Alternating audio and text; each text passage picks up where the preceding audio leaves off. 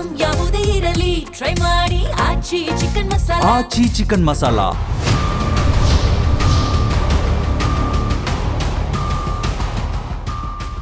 ನಮಸ್ಕಾರ, ಮೆಗಾ ಸುದ್ದಿ ವಿಶೇಷ ಕಾರ್ಯಕ್ರಮಕ್ಕೆ ಸ್ವಾಗತ. ನಾನು ಪ್ರವೀಣ್ ಕುಂಬಾರ್. ಇವತ್ತಿನ ಮೆಗಾ ಸುದ್ದಿಯಲ್ಲಿ ರಾಜ್ಯದ ಜ್ವಲಂತ ಸಮಸ್ಯೆ ಬಗ್ಗೆ ಮಾತನಾಡೋದಿದೆ. ಅದರಲ್ಲೂ ವಿಶೇಷವಾಗಿ ಯಾರು ಅಸಹಾಯಕರಿದ್ದಾರೆ, ಯಾರಿಗೆ ಬದುಕಿನ ಹಕ್ಕಾಗಿ ಸಾಮಾಜಿಕ ಭದ್ರತಾ ಪಿಂಚಣಿ ಸಿಗ್ತಾ ಇತ್ತು, ಆ ಪಿಂಚಣಿಯು ಕೂಡ ಇದೀಗ ಕಟ್ ಆಗಿದೆ ಎನ್ನುವಂತಹ ಸುದ್ದಿಗಳು ಬರ್ತಾ ಇದೆ. ಕಳೆದ ಒಂದು ವಾರದಿಂದ ಇಡೀ ರಾಜ್ಯದಾದ್ಯಂತ ಕರ್ನಾಟಕ ಸರ್ಕಾರ ಗೃಹಲಕ್ಷ್ಮಿ ಮತ್ತು ಗೃಹ ಜ್ಯೋತಿ ಯೋಜನೆಗಳ ಪರಿಷ್ಕರಣೆಯ ನೆಪದಲ್ಲಿ ಮತ್ತೊಮ್ಮೆ ಅರ್ಜಿಯನ್ನು ಸಲ್ಲಿಸಬೇಕು, ಅನರ್ಹರನ್ನು ಹೊರಗೆ ಹಾಕೋದಕ್ಕೆ ಇಂಥದ್ದೊಂದು ಪರಿಷ್ಕರಣೆ ಮಾಡ್ತೀವಿ ಅಂತ ಸ್ವತಃ ರಾಜ್ಯದ ಮುಖ್ಯಮಂತ್ರಿ DK ಶಿವಕುಮಾರ್ ಹೇಳಿಕೆ ಕೊಟ್ಟಾಗ ಯಾರ್ಯಾರು ಗೃಹಲಕ್ಷ್ಮಿ ಗೃಹ ಜ್ಯೋತಿ ಯೋಜನೆಯ ಫಲಾನುಭವಿಗಳಿದ್ರು ಅವರು ಸರ್ಕಾರದ ವಿರುದ್ಧ ಆಕ್ರೋಶವನ್ನು ಹೊರಹಾಕಿದ್ರು. ಅನರ್ಹರನ್ನು ಹೊರಹಾಕುವ ನೆಪದಲ್ಲಿ ಅರ್ಹರನ್ನೂ ಕೂಡ ನೀವು ಈ ಯೋಜನೆಗೆ ಸರಿಯಾದ ರೀತಿಯಾಗಿ ತೆಗೆದುಕೊಂಡು ಬರ್ತಿಲ್ಲ ಎನ್ನುವಂತಹ ಚರ್ಚೆಗಳು ಇಡೀ ರಾಜ್ಯದಾದ್ಯಂತ ಶುರುವಾಯಿತು. ಇದೀಗ ವಿಧವಾ ವೇತನ, ಸಂಧ್ಯಾ ಸುರಕ್ಷಾ ಯೋಜನೆ, ವಿಶೇಷ ಚೇತನಿಗೆ ಬರ್ತಾ ಇದ್ದಂತಹ ಮಾಸಿಕ ಪಿಂಚಣಿ, ಇವರೆಲ್ಲರಿಗೂ ಕೂಡ ರಾಜ್ಯದ 16 ಲಕ್ಷ ಜನರಿಗೆ ಕಳೆದ 3 ತಿಂಗಳಿಂದ ಪಿಂಚಣಿ ಬಂದಿಲ್ವಂತೆ. ಹಾಗಾದರೆ ಏನಾಯಿತು? ಸರ್ಕಾರದ ವಾದ ಏನು? ಗ್ಯಾರಂಟಿಗಳಿಗಾಗಿ ಪಿಂಚಣಿಯನ್ನು ನಿಲ್ಲಿಸುವಂತಹ ಹುನ್ನಾರ ಏನಾದರೂ ನಡೀತಿದೆಯಾ? ರಾಜ್ಯ ಸರ್ಕಾರ ಕೊಡ್ತಿರುವಂತಹ ಸ್ಪಷ್ಟನೆ ಏನು? ಇದೇ ಇವತ್ತಿನ ಮೆಗಾ ಸುದ್ದಿಯ ವಿಶೇಷ. ಗ್ಯಾರಂಟಿ ಆಯಿತು, ಪಿಂಚಣಿ ಕಟ್.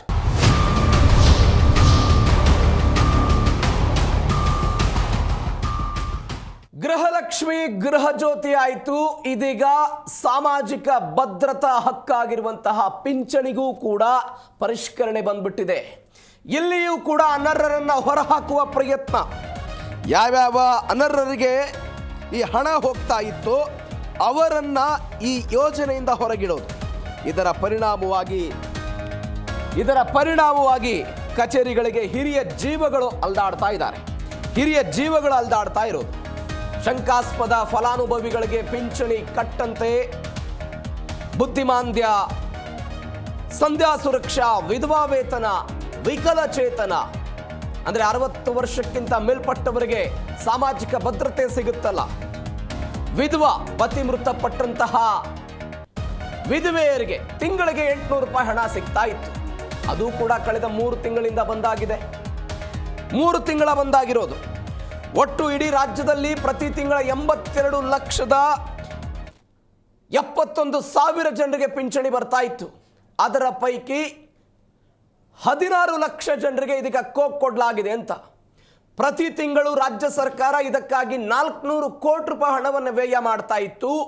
ಇದೀಗ 16 ಲಕ್ಷ ಜನರನ್ನು ಕೈಬಿಟ್ಟಿದ್ದರ ಪರಿಣಾಮ ರಾಜ್ಯ ಸರ್ಕಾರಕ್ಕೆ 150 ಕೋಟಿ ರೂಪಾಯಿ ಉಳಿತಾಯ ಆಗ್ತಾ ಇದೆ ಅಂತ.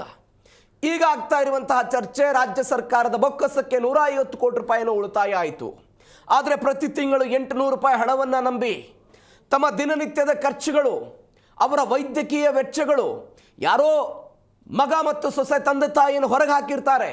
ಗಂಡ ಹೆಣ್ಣಂದಿರ ವೃದ್ಧಾಪ್ಯ ಹಣದಿಂದ 1,600 ರೂಪಾಯಿ, 2,000 ರೂಪಾಯಿ ಸಿಗ್ತಾ ಇರುತ್ತೆ. ಆ ಹಣದಿಂದ ಜೀವನವನ್ನು ನಡೆಸ್ತಾ ಇರ್ತಾರೆ. ನೀವು ಅನರ್ಹರನ್ನು ಕೈ ಬಿಡಬಹುದು, ಆದರೆ ಅರ್ಹರಿಗೂ ಕೂಡ ಇದು ಹೊಡೆತ ಬೀಳುತ್ತೆ ಅನ್ನುವಂಥ ಚರ್ಚೆಗಳು ಇಡೀ ರಾಜ್ಯದಲ್ಲಿ ಆಗ್ತಾ ಇದೆ. ಬೇರೆ ಬೇರೆ ಕಾರಣಗಳಿದೆ. ಬಾಗಲಕೋಟೆಯಲ್ಲಿ 31,551 ಪ್ರಕರಣ ಸಂದೇಹಾತ್ಮಕ ಪ್ರಕರಣ, ಅದರಲ್ಲಿ 24,000 ಜನರಿಗೆ ಪಿಂಚಣಿ ಸ್ಥಗಿತ ಆಗಿದೆ. ಬೆಳಗಾವಿನಲ್ಲಿ 1,82,418 ಸಂಶಯದ ಪ್ರಕರಣ, 1,38,715 ಜನರಿಗೆ ಪಿಂಚಣಿ ಸ್ಟಾಪು. ಬೆಂಗಳೂರು ನಗರ ಒಂದರಲ್ಲೇ 1,36,596 ಸಂಶಯದ ಪ್ರಕರಣ, 55,800 ಜನರಿಗೆ ಇಡೀ ಬೆಂಗಳೂರಲ್ಲಿ ಪಿಂಚಣಿ ಸ್ಥಗಿತ ಆಗಿದೆ. ಬೀದರ್ನಲ್ಲಿ 69,345 ಜನರಿಗೆ ಪಿಂಚಣಿ ಸ್ಟಾಪ್ ಆಗಿದೆ.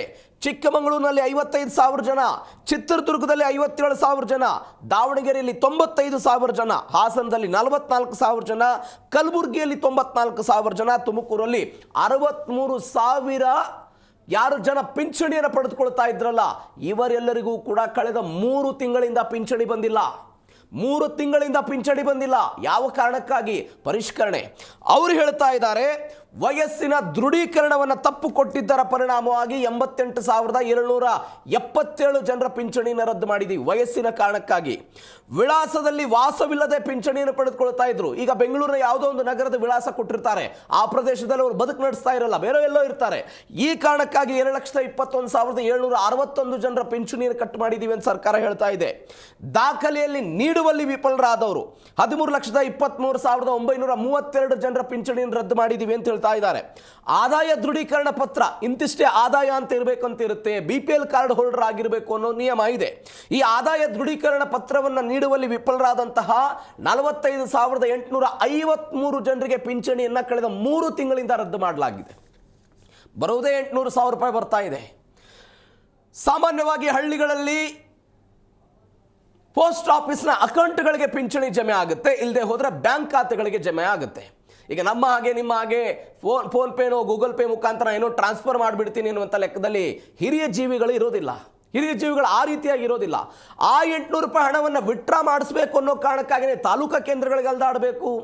ಅದಾದ ನಂತರ ಇವುಗಳನ್ನು ಮತ್ತೆ ಸರಿಪಡಿಸಬೇಕು ಅಂತ ಗ್ರಾಮೋನಿಗೆ ಹೋಗಬೇಕು, ತಹಸೀಲ್ದಾರ್ ಕಚೇರಿಗೆ ಹೋಗಬೇಕಾದಂತಹ ಪರಿಸ್ಥಿತಿ. ಕೊಡೋದೇ 800 ರೂಪಾಯಿ. ಇದೇ ಖರ್ಚು ಅಲ್ಲಿಗೆ ಹೋದ್ಬಿಟ್ರೆ ಇಡೀ ತಿಂಗಳಾದ್ಯಂತ ಏನು ಮಾಡಬೇಕು ಅನ್ನುವಂಥ ಚರ್ಚೆ ಇದೀಗ.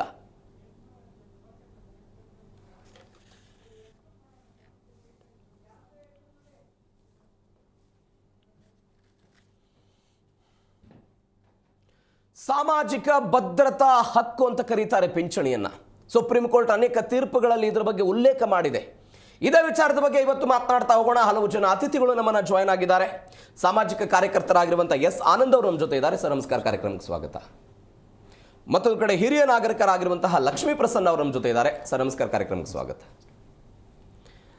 ಎಸ್ ಆನಂದ್ ಅವರೇ, ಗ್ಯಾರಂಟಿಗಳ ಬಗ್ಗೆ ಕಳೆದ 2-3 ದಿನಗಳಿಂದ ಚರ್ಚೆ ಆಗ್ತಾ ಇದೆ. ಪರಿಷ್ಕರಣೆ ಮಾಡ್ತೀವಿ, ಅನರ್ಹರನ್ನು ಹೊರಗಿಡ್ತೀವಿ, ಅರ್ಹರಿಗೆ ಮಾತ್ರ ಯೋಜನೆ ತಲುಪಬೇಕು ಅಂತ. ಆ ವಿಚಾರ ಇದೀಗ ಪಿಂಚಣಿಗೂ ಕೂಡ ಅಪ್ಲೈ ಆಗ್ತಾ ಇದೆ. ಸರಿನಾ ಸರ್ಕಾರದ ನಿರ್ಧಾರ? ಇಲ್ಲಿ ಸರ್ಕಾರದ ನಿರ್ಧಾರನ 2 ದೃಷ್ಟಿಕೋನದಲ್ಲಿ ನಾವು ವಿಚಾರ ಮಾಡಬೇಕಾಗಿದೆ. ಒಂದು ಅನರ್ಹರು, ಓಕೆ, ಇನ್ನೊಂದು ಅರ್ಹರಿಗೆ ಸಿಗದೇ ಇರುವಂಥದ್ದು. ಇದು ಎರಡೂ ನಾವು ಬೇರೆ ಬೇರೆಯಾಗಿ ವಿಶ್ಲೇಷಣೆ ಮಾಡಬೇಕಾಗತ್ತೆ. ಸೊ ಈ ಶಕ್ತಿ ಯೋಜನೆಯಲ್ಲೂ ಕೆಲವರು ಅನರ್ಹರಿದ್ದಾರೆ, ಇಲ್ಲೂ ಕೆಲವರು ಅನರ್ಹರಿದ್ದಾರೆ. ಈ ಅನರ್ಹರು ಯಾಕೆ ಬರ್ತಾರೆ ಅಂದರೆ, ಆ್ಯಕ್ಚುಲಿ ಈ ಕೆಳಮಟ್ಟದ ಜನ ಏನು ನಾವು ತುಂಬ ಕಷ್ಟದಲ್ಲಿರ್ತಾರೆ, ಇವರು ಒಂದು ಪಕ್ಷಕ್ಕೆ ಒಂದು ವೋಟ್ ಬ್ಯಾಂಕ್. ಹೌದು, ಕರೆಕ್ಟ್ ಆಯಿತಾ. ಈ ವೋಟ್ ಬ್ಯಾಂಕ್ ಮಾಡಿಸ್ಕೊಳ್ಳೋ ಟೈಮಲ್ಲಿ ಏನು ಮಾಡ್ತಾರೆ, ಕೆಲವು ಅನಿವಾರ್ಯತೆಯಿಂದ ಅವರ ಕಾರ್ಯಕರ್ತರಿಗೆ ಇವರು ಒಂದು ಲಾಭದಾಯಕ ವ್ಯಕ್ತಿಗಳು. ಕರೆಕ್ಟ್ ನೋಡಿ, ಯಾಕೆಂದರೆ ಅವರು ಯಾರೂ ಆಗಲಿ ನೇರವಾಗಿ ಆ ಫಲಾನ ತೊಗೊಳಕ್ಕೆ ಅವ್ರ ಕೈಲಾಗೋದಿಲ್ಲ. ಸೊ ಅವರು ಇಲ್ಲ ಈ ಏನಂತಾರೆ ಬೂತ್ ಲೆವೆಲ್ ಏಜೆಂಟ್ಸ್ಗಳು, ನಾವೇನು ಬೂತ್ ಮಟ್ಟದ ಕಾರ್ಯಕರ್ತರ ಅವಲಂಬನೆ ಮಾಡಲೇಬೇಕಾಗಿರುತ್ತೆ. ಅವನು ಇಷ್ಟಿಷ್ಟು ಅಂತ ಫಿಕ್ಸ್ ಮಾಡಿರ್ತಾನೆ. ಅವನು ಅದನ್ನು ತೊಗೊಂಡೋಗಿ ಏನೇನು ಬೇಕೋ ಎಲ್ಲ ಡಾಕ್ಯುಮೆಂಟ್ಸ್ ರೆಡಿ ಮಾಡಿ ಅವನೇ ಸಬ್ಮಿಟ್ ಮಾಡಿಬಿಟ್ಟು ತೊಗೊಂಡು ಮಾಡ್ತಾನೆ. ಸೊ ಯೂಶಲಿ 500ರಿಂದ 1,000 ರೂಪಾಯಿ ಕಮಿಷನ್ ತೊಗೋಬೋದು ಅವು, ಆಯಿತಾ, ಒಬ್ಬರಿಂದ. ಸೊ ಇದರಲ್ಲಿ ಏನು ಮಾಡ್ತಾರೆ, ಅವ್ರಿಗೆ ಅನರ್ಹರಿಗೆ ಸಿಕ್ಕಲಿಲ್ಲ ಅಂದರೆ ಅವನಿಗೆ ಲಾಭ ಬರೋದಿಲ್ಲ. ಸೊ ಆಗೇನು ಮಾಡ್ತಾನೆ, 50 ವರ್ಷ ಆಗಿದೆ, ಬೆಳ್ಳಕ್ಕೆ ಕೂದಲು ಕಾಣಿಸ್ತಾ ಇದ್ದಾರಾ, 60 ವರ್ಷ ಏಳಿಸ್ಬಿಡ್ತಾನೆ. ಕರೆಕ್ಟ್. ಸೊ ಈ ಥರದಲ್ಲಿ ಮಾಡಿ ಅವನಿಗೇನು ಒಂದು ಅನರ್ಹರಿಗೂ ಅವನ ಅರ್ಹತೆ ಕೊಡಿಸ್ಬಿಟ್ರೆ ಒಂದು ದುಡ್ಡು ಸಿಗತ್ತೆ, ಇನ್ನೊಂದು ಪಕ್ಷಕ್ಕೆ ಅವರು ವೋಟ್ ಬ್ಯಾಂಕ್ ಆಗ್ತಾರೆ. ಸೊ ಈ ಕಾರಣದಿಂದ ಅವ್ರು ಏನು ಮಾಡಿಬಿಡ್ತಾರೆ, ಇವ್ರನ್ನ ಮಾಡಿಬಿಡ್ತಾರೆ. ಈಗೇನಾಗಿದೆ, ಈಗ ನಮಗೆ ಕಾಂಗ್ರೆಸ್ ಸರ್ಕಾರ, ಎಲ್ಲ ಕಡೆ ಸರ್ಕಾರಗಳು ಈಗ ಗ್ಯಾರಂಟಿ ಫ್ರೀ. ಉದಾಹರಣೆಗೆ ಡೆಲ್ಲಿ ಸರ್ಕಾರದಿಂದ ಶುರುವಾಯಿತು. ಅಧಿಕಾರಕ್ಕೆ ಬರಬೇಕು ಅನ್ನೋದ್ರಲ್ಲಿ ಇವರು ಎಲ್ಲರಿಗೂ ಫ್ರೀ ಉಚಿತ ಅಂತ ಹೇಳ್ಕೊಂಡು ಕೊಟ್ಟಾಗ ಅಧಿಕಾರಕ್ಕೆ ಬಂದ್ಬಿಡ್ತಾರೆ. ಬಂದಾಗ ಈ ಹಣಕ್ಕೆ ಅವರಿಗೆ ಸಂಪನ್ಮೂಲಗಳ ಕೊರತೆ ಶುರುವಾಗುತ್ತೆ. ಸಂಪನ್ಮೂಲಗಳ ಕೊರತೆ, ಅದಕ್ಕೆ ಹೆಚ್ಚುವರಿ ಶುಲ್ಕ ಸಂಪನ್ಮೂಲನ ಕ್ರೋಢೀಕರಿಸೋದ್ರಲ್ಲಿ ಅಥವಾ ಅವ್ರಿಗೆ ಯಾವುದೇ ಮಾಹಿತಿ ಇಲ್ಲದೆ ಇರೋದರಿಂದ ಅವರು 5 ವರ್ಷದ ಟಾರ್ಗೆಟ್ ಹಾಕ್ಕೊಂಡು ಬಂದಿರ್ತಾರೆ. 5 ವರ್ಷದಲ್ಲಿ ಅವರು ರಾಜಕೀಯದಲ್ಲಿ ಅಧಿಕಾರದಲ್ಲಿ ಇರಬೇಕು. ಅವ್ರಿಗೆ ಸರ್ಕಾರ ಅಂದರೆ ಏನೋ ಗೊತ್ತಿಲ್ಲ.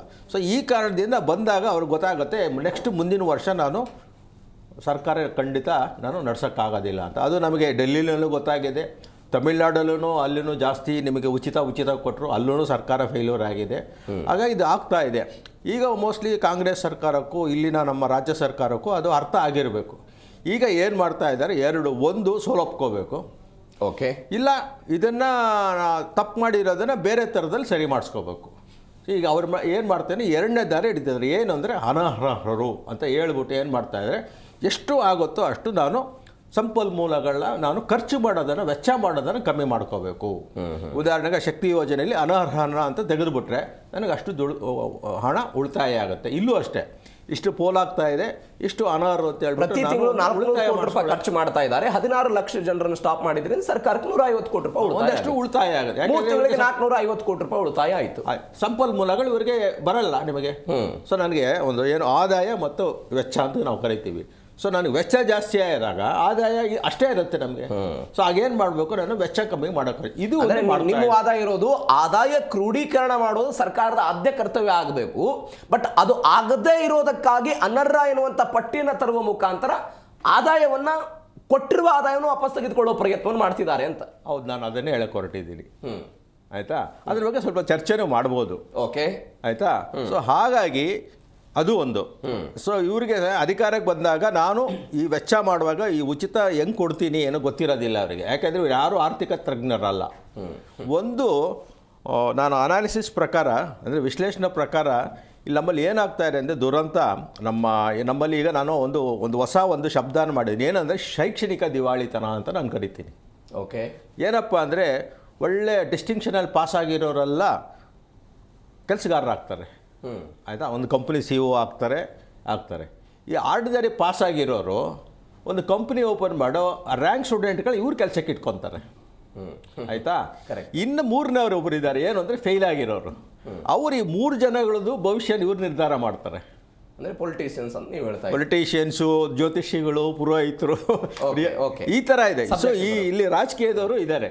ಇಲ್ಲಿ ದುರಂತ ಆಗ್ತಾ ಇರೋದು ಅಂದರೆ ಇವರು ಅಕಾಡೆಮಿಕ್ ಆಗಿ ಶೈಕ್ಷಣಿಕವಾಗಿ ಇವರು ಫೇಲ್ ಆಗಿರೋರು.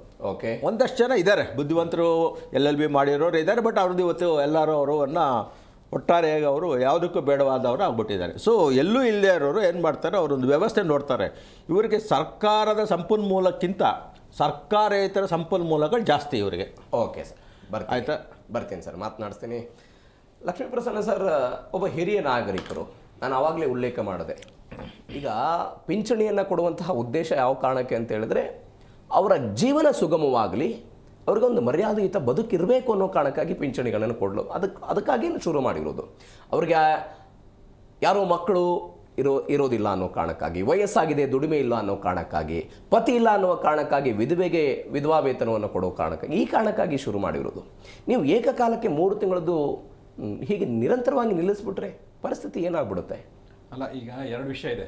ಇದು ಗ್ಯಾರಂಟಿ ಮತ್ತು ಪೆನ್ಷನ್. ಹೌದು, ಗ್ಯಾರಂಟಿನೇ ಬೇರೆ, ಪೆನ್ಷನ್ನೇ ಬೇರೆ. ಗ್ಯಾರಂಟಿಗೆ ಅರ್ಹತೆ ಅನರ್ಹತೆ ಏನೂ ಇರಲಿಲ್ಲ. ಓಕೆ, ಈ ಸರ್ಕಾರ ಗ್ಯಾರಂಟಿ ಕೊಡುವಾಗ ಏನಾರು ಅರ್ಹತೆ ಫಿಕ್ಸ್ ಮಾಡಿತ್ತಾ? ಏನಿಲ್ಲ. ಅದಕ್ಕೆ ಅದು ಗೊತ್ತು ಗುರಿನೇ ಇಲ್ಲದೆ ಇರೋದು. ಆದ್ರೆ ಈ ಪೆನ್ಷನ್ ಯೋಜನೆ ಏನಿದೆ ಇದು ಹಕ್ಕು. ನೀವೇ ಹೇಳಿದ್ರಿ, ಇದು ರೈಟ್. ಯಾರ್ಯಾರು ಆರ್ಟಿಕಲ್ 21 ಪ್ರಕಾರ ಹೌದು ಬದುಕುವ ಹಕ್ಕಿದು, ಸಂವಿಧಾನ ಹೇಳುತ್ತೆ ಬದುಕುವ ಹಕ್ಕದು. ಘನತೆಯಿಂದ ಬದುಕುವ ಇಲ್ಲ, ಘನತೆಯಿಂದ ಬದುಕುವ ಹಕ್ಕಿದೆ. ಅದಕ್ಕೋಸ್ಕರ ನೀವು ಕೊಡ್ಲೇಬೇಕು ಅಂತ ಕಾನೂನಿದೆ, ಸಂವಿಧಾನ ಹೇಳ್ತಾ ಇದೆ, ನೀವು ಕೊಡ್ತಾ ಇದ್ದೀರಾ. ಅದನ್ನು ಏನು ನಮ್ಮ ಬೆಂಗಳೂರಲ್ಲಿ ಯಾವ್ದಾರ ಒಂದು ಸರ್ಕಲ್ ಅಲ್ಲಿ 3 ಗಂಟೆ ಒಂದು ಭಿಕ್ಷೆ ಮಾಡಿದ್ರೆ ಇದಕ್ಕಿಂತ ಜಾಸ್ತಿ ಬರ್ತದೆ. ನಾವು ಅದನ್ನು ನೋಡಿ, ನಾನೊಂದು ಸಾಮಾಜಿಕ ಕಾರ್ಯಕರ್ತನಾಗಿ ನಾನು ಭಿಕ್ಷುಕರ ಮಕ್ಕಳನ್ನ ನಾವು ರೆಸ್ಕ್ಯೂ ಮಾಡುವಾಗ ಅದನ್ನು ನೋಡಿನಿ. ಬರೀ 3 ಅವರ್ ನಿಂತ್ಕೊಂಡ್ರೆ 2,000 ರೂಪಾಯಿ ಸಂಪಾದನೆ ಆಗುತ್ತೆ ಒಂದು ಒಳ್ಳೆ ಸರ್ಕಲಲ್ಲಿ ನಿಂತ್ಕೊಂಡು ಭಿಕ್ಷುಕರಿಗೆ. ನೀವು ಒಂದು ತಿಂಗಳಿಗೆ ಎಷ್ಟು ಕೊಡ್ತೀರಾ ಸ್ವಾಮಿ? 800, 600, 1200, 2000. 2000ನೇ ಅಧಿಕ. ಅದನ್ನು ಕೊಡೋಕ್ಕೆ ನಿಮ್ಮ ಹತ್ರ ಕಾಸಿಲ್ಲ. 3 ತಿಂಗಳು 4 ಇದೇನು ಹೊಸದೇನಲ್ಲ. 3 ತಿಂಗಳು 4 ತಿಂಗಳು ನಿಲ್ಲಿಸ್ಕೊಂಡಿರೋದು ಪ್ರತಿ ವರ್ಷ ನಡೆಯುತ್ತೆ. ನೀವು ಯಾವ್ದಾದ್ರು ವಿಧಾನಸಭೆಯಲ್ಲಿ ಕೂತಿರುವ ನಿಮ್ಮ MLAಗಳ ಸಂಬಳನ ಯಾರಾದ್ರೂ 3 ತಿಂಗಳು ನಿಲ್ಸ್ಕೊಂಡಿದ್ದೀರಾ ಸ್ವಾಮಿ? ಅದು ಮಾತ್ರ ಸರಿಯಾದ ಸಮಯಕ್ಕೆ ಪರಿಷ್ಕರಣೆ ಆಗುತ್ತೆ. ಯಾಕೆ ನಿಲ್ಲಿಸ್ತಿದ್ದೀರಾ? ಪರಿಷ್ಕರಣೆನೂ ಆಗುತ್ತೆ, ತಿಂಗಳಿಗೆ ಸರಿಯಾಗಿ ನಿಮ್ಮ ಅಕೌಂಟ್ಗೂ ಬರ್ತಾ ಇದೆ. ಈ ಜನರದ್ದು ಯಾಕೆ ನಿಲ್ಲಿಸ್ತಾ ಇದ್ದೀರಾ? ಇದಕ್ಕೋಸ್ಕರ ಕಾಯ್ಕೊಂಡು ನಿಂತಿರೋರ್ದು. ಆಮೇಲೆ ಅರ್ಹತೆ ಬಗ್ಗೆ ಮಾತಾಡಿದ್ರಿ. ನಿಮ್ಮ ಗ್ಯಾರಂಟಿಗೆ ಯಾವ ಅರ್ಹತೆನೂ ಇರಲಿಲ್ಲ. ನೀವು ಸಿಕ್ದವ್ರಿಗೆ ನೀವೇ ಹೇಳ್ಕೊಂಡ್ರಿ, ನಿನ್ನ ಹೆಂಡತಿಗೆ ನನ್ನ ಹೆಂಡತಿಗೆ ಅಂತೆಲ್ಲ ಮಾತಾಡ್ಕೊಂಡ್ರಲ್ಲಪ್ಪ ವೇದಿಕೆ ಮೇಲೆ. ಅದಕ್ಕೆ ಅರ್ಹತೆನೇ ಫಿಕ್ಸ್ ಮಾಡಿಲ್ಲ ನೀವು. ಇವಾಗ ಯಾಕೆ ಅರ್ಹತೆ ಮಾತಾಡ್ತೀರಾ? ಈಗ ಹುಡುಕ್ತಾ ಇದೀವಿ ಸರ್, ಯೋಜನೆ ಸರಿಯಾದವ್ರಿಗೆ ತಲುಪಬೇಕು ಅನ್ನೋ ಸರ್ಕಾರದ ಉದ್ದೇಶ. ಮೊದ್ಲಿರ್ಲಿಲ್ವಾ? ಓಕೆ, ನೀವು ಕೊಡುವಾಗ ಅದು ಯೋಜನೆನೇ ಅಲ್ಲ, ನಿಮ್ ಗ್ಯಾರಂಟಿ ಅನ್ನೋದು ಒಂದು ಯೋಜನೆನೇ ಅಲ್ಲ. ಯಾವ ಸಂವಿಧಾನದ ಯಾವ ಇದ್ರ ಕೆಳಗಡೆ ತರ್ತೀರಾ ನೀವು ಅದನ್ನ? ಯಾವ ಕಾನೂನು ಅಡಿಯಲ್ಲಿ ತರ್ತೀರಾ? ನಿಮ್ಗೆ ಅದು ಕೂಡ ಸಾಮಾಜಿಕ ಭದ್ರತೆ ಇರ್ಬೋದು. ನೀವು ಸಾಮಾಜಿಕ ಭದ್ರತೆ ನೀವು ಹೇಳ್ತಿದ್ದೀರಿ ಅಷ್ಟೇ. ಯಾಕೆ ಆ ಕಾಲದಿಂದ ಯಾಕೆ ಬಂದಿಲ್ಲ ಮತ್ತೆ? ಓಕೆ, ನೀವು ಬರೀ ಇವ್ರಿಗೆ ಪೆನ್ಷನ್ ಅನ್ನು ಫಿಕ್ಸ್ ಮಾಡೋ ಬರೀ ಇಷ್ಟೇ ಜನಕ್ಕೆ ಯಾಕೆ ಸರ್? ಸರ್ಕಾರ ಸಮರ್ಥನೆ ಮಾಡುತ್ತೆ ಸರ್. ಮಹಿಳೆ ಕೇವಲ ಅಡುಗೆ ಮನೆಗೆ ಮಾತ್ರ ಸೀಮಿತ ಆಗಿಲ್ಲ. ಸಂಬಳ ಕೊಡಿ, ಸರ್, ನೀರಿಗೆಲ್ಲ ಸಂಬಳ ಕೊಟ್ಬಿಡಿ. ಸರ್ಕಾರ ಹೇಳುವಂತದ್ದು ಇದೇ ನೀತಿ. ಮಹಿಳೆ ಕೇವಲ ಅಡುಗೆ ಮನೆಗೆ ಮಾತ್ರ ಸೀಮಿತಳಾಗಿದ್ದಾಳೆ, ಅವಳು ಕೂಡ ಆರ್ಥಿಕವಾಗಿ ಸ್ವಾವಲಂಬಿ ಆಗಬೇಕು ಅನ್ನೋ ಕಾರಣಕ್ಕೆ 2,000 ಕೊಡ್ತೀವಿ ಅಂತ. ನಾವು ನೀವು ಹೇಳ್ತಿರೋದಕ್ಕೆ 100% ಒಪ್ಕೋತೀವಿ. ಪ್ರತಿ ಮನೆಯಲ್ಲಿ ಮನೆ ಕೆಲಸ ಮಾಡುವ ಪ್ರತಿ ಗೃಹಿಣಿಗೆ ಕೊಡಿ. ಯಾಕೆ ನೀವು ಫಿಕ್ಸ್ ಮಾಡ್ತಿದ್ದೀರಿ? ಹಾಗಾದ್ರೆ ಯಾಕೆ ಮನೆ ಯಜಮಾನಿ ಅಂತ ನೋಡ್ತಾ ಇದ್ರಿ? ಯಜಮಾನಿ ಬಿಟ್ಬಿಡಿ, ಯಾರ್ಯಾರು ಕೆಲಸ ಮಾಡ್ತಾರೆ ಎಲ್ಲರಿಗೂ ಕೊಡಿ, ಎಲ್ಲ ಗೃಹಿಣಿಯರಿಗೆ ಕೊಡಿ. ಹಾಗಾದ್ರೆ ಗೃಹಿಣಿಯನ್ನು ನೀವು ಆತರ ಆರ್ಥಿಕವಾಗಿ ಭದ್ರತೆ ಮಾಡ್ತೀರಾ ಅಂತಂದ್ರೆ ಎಲ್ಲ ಗೃಹಿಣಿಯರಿಗೆ ಕೊಡಿ. ಯಾರು ಬೇಡ ಅಂತಾರೆ? ಕೊಡಿ ಸ್ವಾಮಿ, ಯಾರು ಬೇಡ ಅಂತಾರೆ? ನೀವು ಮಾಡುವಾಗ ಅರ್ಹತೆ ಫಿಕ್ಸ್ ಮಾಡದೇ ಇದ್ದವರು ಇವತ್ತು ಯಾಕೆ ಅರ್ಹತೆ ಹುಡುಕ್ತಿದ್ದೀರಿ? ಆದರೆ ಸಾಮಾಜಿಕ ಭದ್ರತೆ ಅಡಿಯಲ್ಲಿ ಅರ್ಹತೆ ಇದೆ. ವಿಧವಾ ಪೆನ್ಷನ್ ತಗೋಬೇಕಾದ್ರೆ ವಿಧವೆ ಆಗಿರ್ಬೇಕು. ಹೌದು. ಹಿರಿಯ ನಾಗರಿಕರ ಪೆನ್ಷನ್ ತಗೋಬೇಕಾದ್ರೆ 60 ವರ್ಷ ಆಗಿರ್ಬೇಕು. ನಮಗೆ ದೈಹಿಕ ನ್ಯೂನತೆ ಇದ್ರೆ, ದೈಹಿಕ ನ್ಯೂನತೆ ಇದ್ರೆ ಮಾತ್ರ ಆ ಪೆನ್ಷನ್ ತಗೊಳಕಾಗೋದು. ಸರ್, ಅದನ್ನೇ ಸ್ಪಷ್ಟವಾಗಿ ನಾನು ಅದನ್ನೇ ಮೊದಲೇ ಉಲ್ಲೇಖ ಮಾಡಿಬಿಟ್ಟೆ.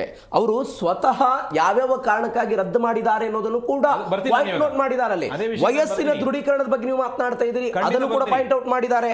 ವಿಳಾಸದಲ್ಲಿ ವಾಸವಿಲ್ಲದ ಯಾರ್ಯಾರು ಇದುವರೆಗೂ ಕೂಡ ಪಿಂಚಣಿ ಪಡೆದುಕೊಳ್ತಿದ್ದಾರೆ ಅವರನ್ನು ಕೂಡ ಉಲ್ಲೇಖ ಮಾಡಲಾಗಿದೆ. ಆದಾಯ ದೃಢೀಕರಣ ಪತ್ರವನ್ನು ಕಡ್ಡಾಯವಾಗಿ ಕೊಡಬೇಕು ಅಂತಿದೆ.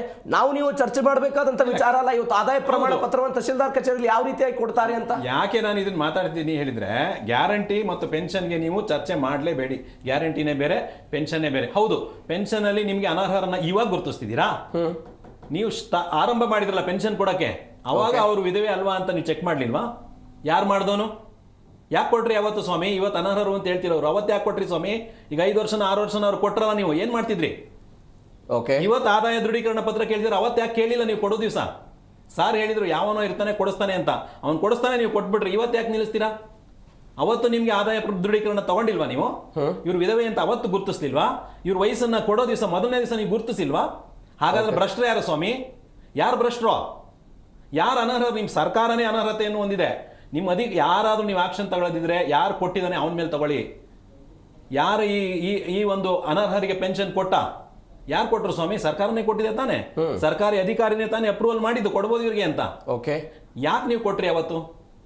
ಹಾಗಾದ್ರೆ ನೀವೆಲ್ಲಿದ್ರಿ ಅವತ್ತು? ಏನ್ ಮಾಡ್ತಿದ್ರಿ ನೀವು? ಅವತ್ತು ಅವರು ಇನ್ಕಮ್ ಸರ್ಟಿಫಿಕೇಟ್ ಕೊಟ್ಟಿಲ್ವಾ? ಅವತ್ತು ನಾನು ದೈಹಿಕ ನ್ಯೂನತೆ ಇದೆ ಅಂತ ಹೇಳಿಲ್ವಾ? ಇದರಲ್ಲಿ ಒಂದು ಕ್ಲಿಯರ್ ಇದೆ, ಅವ್ರು ಕೊಟ್ಟಿದ್ದಾರೆ, ನಾವು ಎಕ್ಸೆಪ್ಟ್ ಮಾಡಿದೀವಿ. ಬಟ್ ಅದರಲ್ಲಿ ನ್ಯೂನತೆ ಇದೆ ಅಂತ ಸರ್ಕಾರ ಹೇಳ್ತಾ ಇದೆ. ಖಂಡಿತ ಸ್ವಾಮಿ, ನ್ಯೂನತೆ ಅವತ್ತು.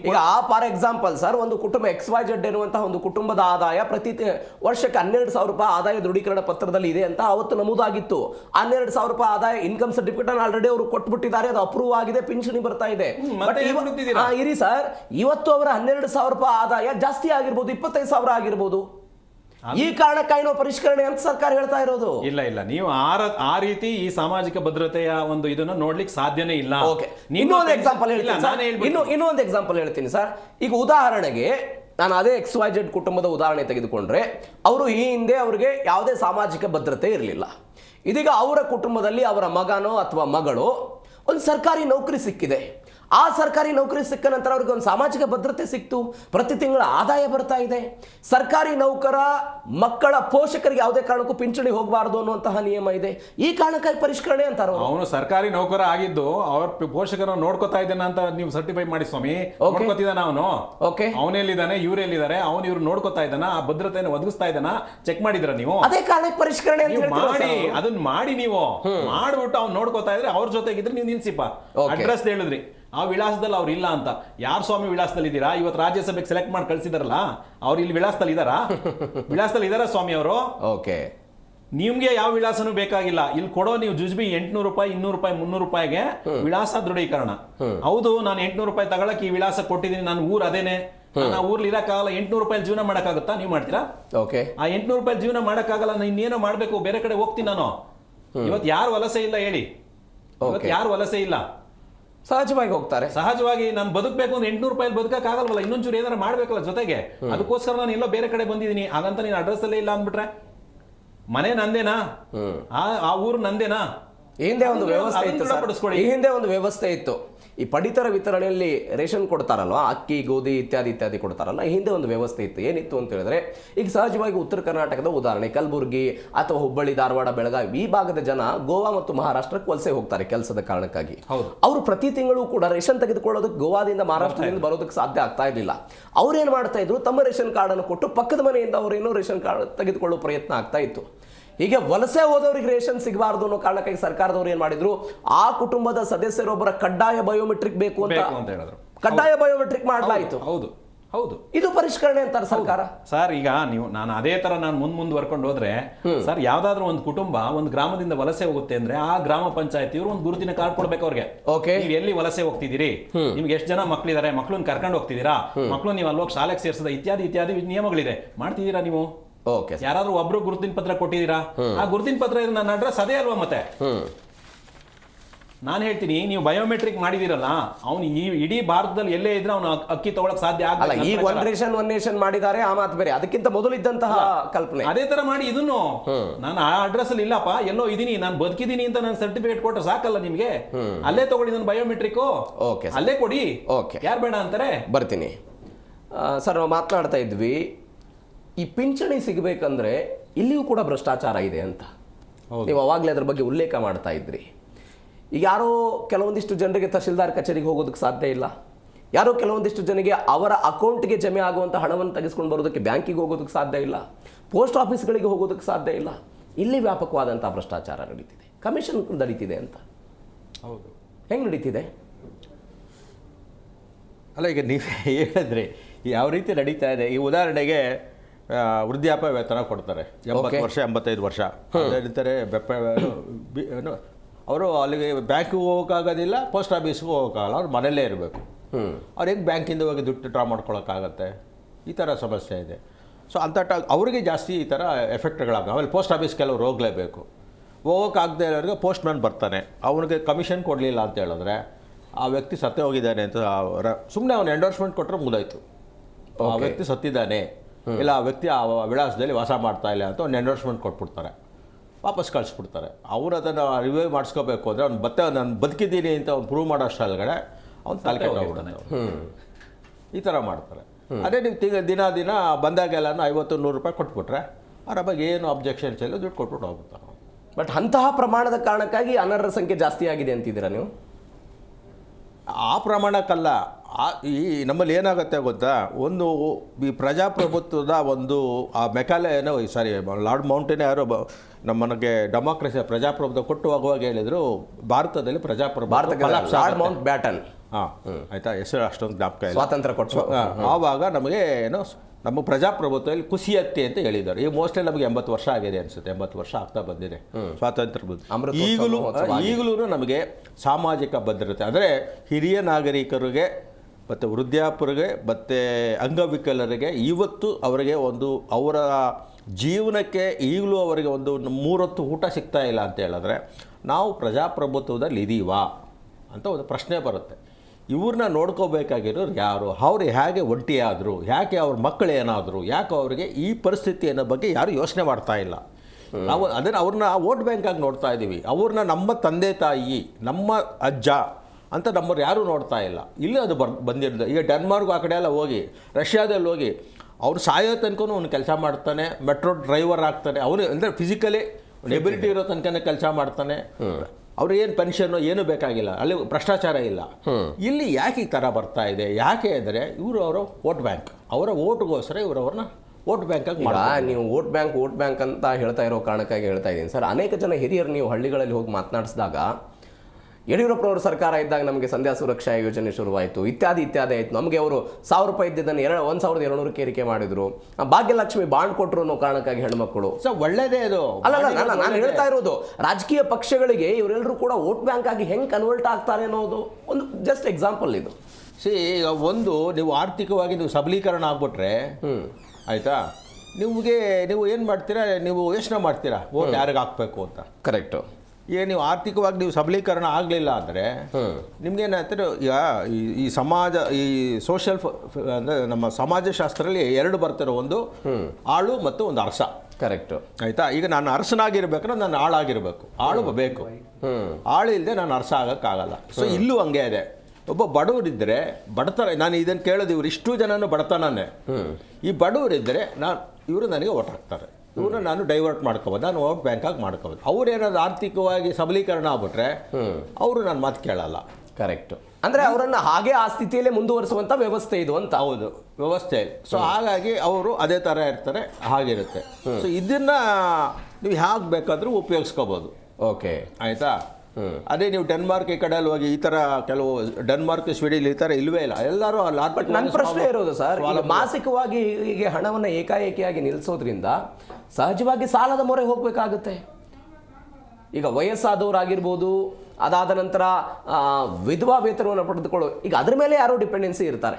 ಎಷ್ಟೋ ಜನಕ್ಕೆ ಸರ್ ಮದುವೆನೇ ಆಗಿರೋದಿಲ್ಲ ಬೇರೆ ಬೇರೆ ಕಾರಣಕ್ಕಾಗಿ, ಅವರ ಅಣ್ಣನೋ ಅಕ್ಕನೋ ಜೊತೆಗಿರ್ತಾರೆ, ಬೇರೆ ಬೇರೆ ಏನೇನೋ ಸಾಮಾಜಿಕ ಸಮಸ್ಯೆಗಳಿರುತ್ತೆ, ಅವರೆಲ್ಲ ಡಿಪೆಂಡೆನ್ಸಿ ಇರ್ತಾರಲ್ಲ. 3 ತಿಂಗಳದ ಹಣ ಬರದೆ ಹೋದರೆ ಸಹಜವಾಗಿ ನೀವು ಸಾಮಾಜಿಕ ಭದ್ರತೆಯನ್ನು ಕೊಟ್ಟಂಗೆ ಆಗಲ್ಲ ಅಂತ ನನ್ನ ಪ್ರಶ್ನೆ. ಅಲ್ಲ, ಇದೇ ಈಗ ಒಂದು ಅವ್ರಿಗೆ ಆರ್ಥಿಕವಾಗಿ ಬೆಳೀಲಿಕ್ಕೆ ಬಿಡಲಿಲ್ಲ, ಅದು ಬೇರೆ. ಈಗ ಅವ್ರಿಗೆ ಮೂರು ತಿಂಗಳು ನಿಲ್ಲಿಸಿರೋದು ತಪ್ಪೇ. ಈಗ ನೋಡಿದ್ರೆ ನನಗೆ 30% ಅಷ್ಟು ಡೌಟ್ ಪಟ್ಕೊಂಡು ಅನುಮಾನಾಸ್ಪದ ಅಂತ ಹೇಳ್ಬಿಟ್ಟು ನಿಲ್ಲಿಸಿದ್ದಾರೆ. ಅದು ತನಿಖೆ ಮಾಡಿದ್ಮೇಲೆ ಮುಂದೆ ಗೊತ್ತಾಗುತ್ತೆ. ಈಗ ನಿಲ್ಲಿಸಿರೋದ್ರಿಂದ ಏನಕ್ಕೆ ನಿಲ್ಲಿಸಿದ್ದಾರೆ ಅಂತ ಅವ್ರು ಅನುಮಾನಾಸ್ಪದ ಅಂತ ಹೇಳ್ಬಿಟ್ಟು ಮಾಡ್ತಾ ಇದ್ದಾರೆ. ಅವ್ರು ಹೇಳಿದ್ರು ಮೊದಲು ಹೆಂಗೆ ಕೊಟ್ಟರು ಅಂತ, ಇಲ್ಲಿ ಹೆಂಗೆ ಕೊಟ್ಟರು, ಈಗ ಹೆಂಗೆ ಅವ್ರು ನಿಲ್ಲಿಸಿದ್ರು, ಓಕೆ, ಮಧ್ಯದಲ್ಲಿ ಏನಾಗ್ಬೋದು ಮುಂದೆ. ಈಗ ಇದ್ದಕ್ಕಿದ್ದಂಗೆ ಅದನ್ನೇ ನಂಬ್ಕೊಂಡಿದ್ದವ್ರಿಗೆ ಏಕ್ದಮ್ ನಿಲ್ಲಿಸ್ಬಿಟ್ರೆ ಅವನೇನು ಮಾಡ್ತಾರೆ, ಆ ಕಡೆ ಈ ಕಡೆ ಹೋಗ್ತಾರೆ. ಈಗ ಅವ್ರಿಗೆ ಸಾಲ ಬೇಕು, ಈಗ ಅನಿವಾರ್ಯತೆ. ಈಗ ಸಾಲ ಹೋಗ್ಬೇಕಾದ್ರೆ ಮಾರ್ಕೆಟಲ್ಲಿ ಯಾರು ಕೊಡ್ತಾರೆ, ಬ್ಯಾಂಕಲ್ಲಿ ಸಾಲ ಕೊಡಲ್ಲ ಅವ್ರಿಗೆ. ತಿಂಗಳಿಗೆ 2%, 3%, 5% ತನಕ ಕೊಡ್ತಾರೆ. ಅದು ಒಂದು ಮಾಫಿಯಾನು ಇರುತ್ತೆ. ಅವ್ರ ಹತ್ರ ಅಲ್ಲಿ ಹೋಗ್ತಾರೆ, ಕಡೆಗೆ ಅವನೇನೋ ಬರ್ಸ್ಕೊತಾರೆ, ಏನೋ ಒಂದು ನಡೆಯುತ್ತೆ, ಮುಂದೆ ಏನೇನಾಗುತ್ತೆ ಅಂತ ಒಂದಷ್ಟು ಈಗ ಊಹೆ ಮಾಡಬಹುದು. ಅಲ್ಲ, ನಿಜವಾಗಿಯೂ ಆಗುವಂಥ ವಾಸ್ತವ ಸಂಗತಿ ಸರ್ ಅದು.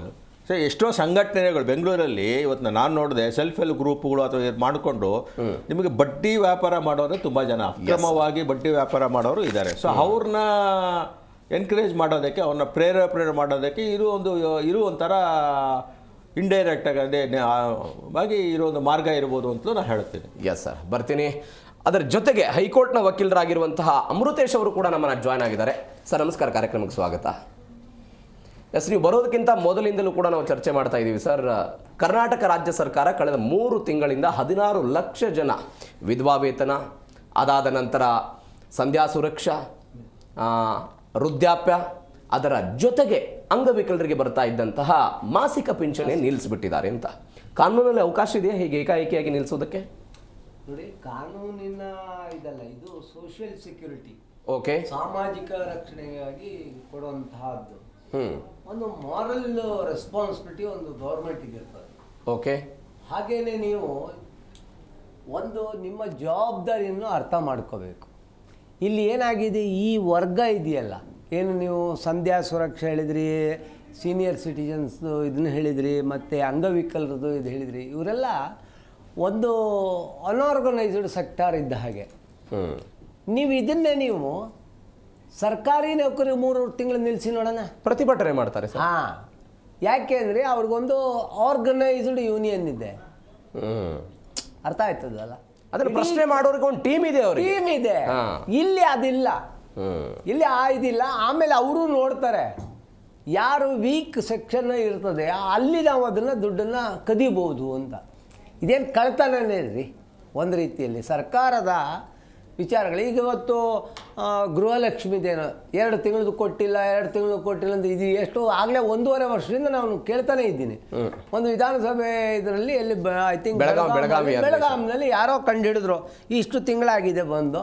ಆದರೆ ಈಗ ಒಂದು 25 ತಿಂಗಳಾಗಿದೆ ಸರ್ಕಾರ ಬಂದು, ಆದರೆ 23 ಕಂತುಗಳು ಕೊಟ್ಟಿದ್ದಾರೆ, ಇನ್ನು 2 ಕಂತು ಎಲ್ಲಿ ಹೋಯ್ತು ಅಂದರು. ಇವತ್ತಿನವ್ರಿಗೂ ಆ ಹೆಣ್ಮಗಳು ಬಾಯಿನೇ ಬಿಡಲಿಲ್ಲ, ಸರ್ಕಾರ ಅದಕ್ಕೊಂದು ಇದನ್ನೇ ಹೇಳಲಿಲ್ಲ.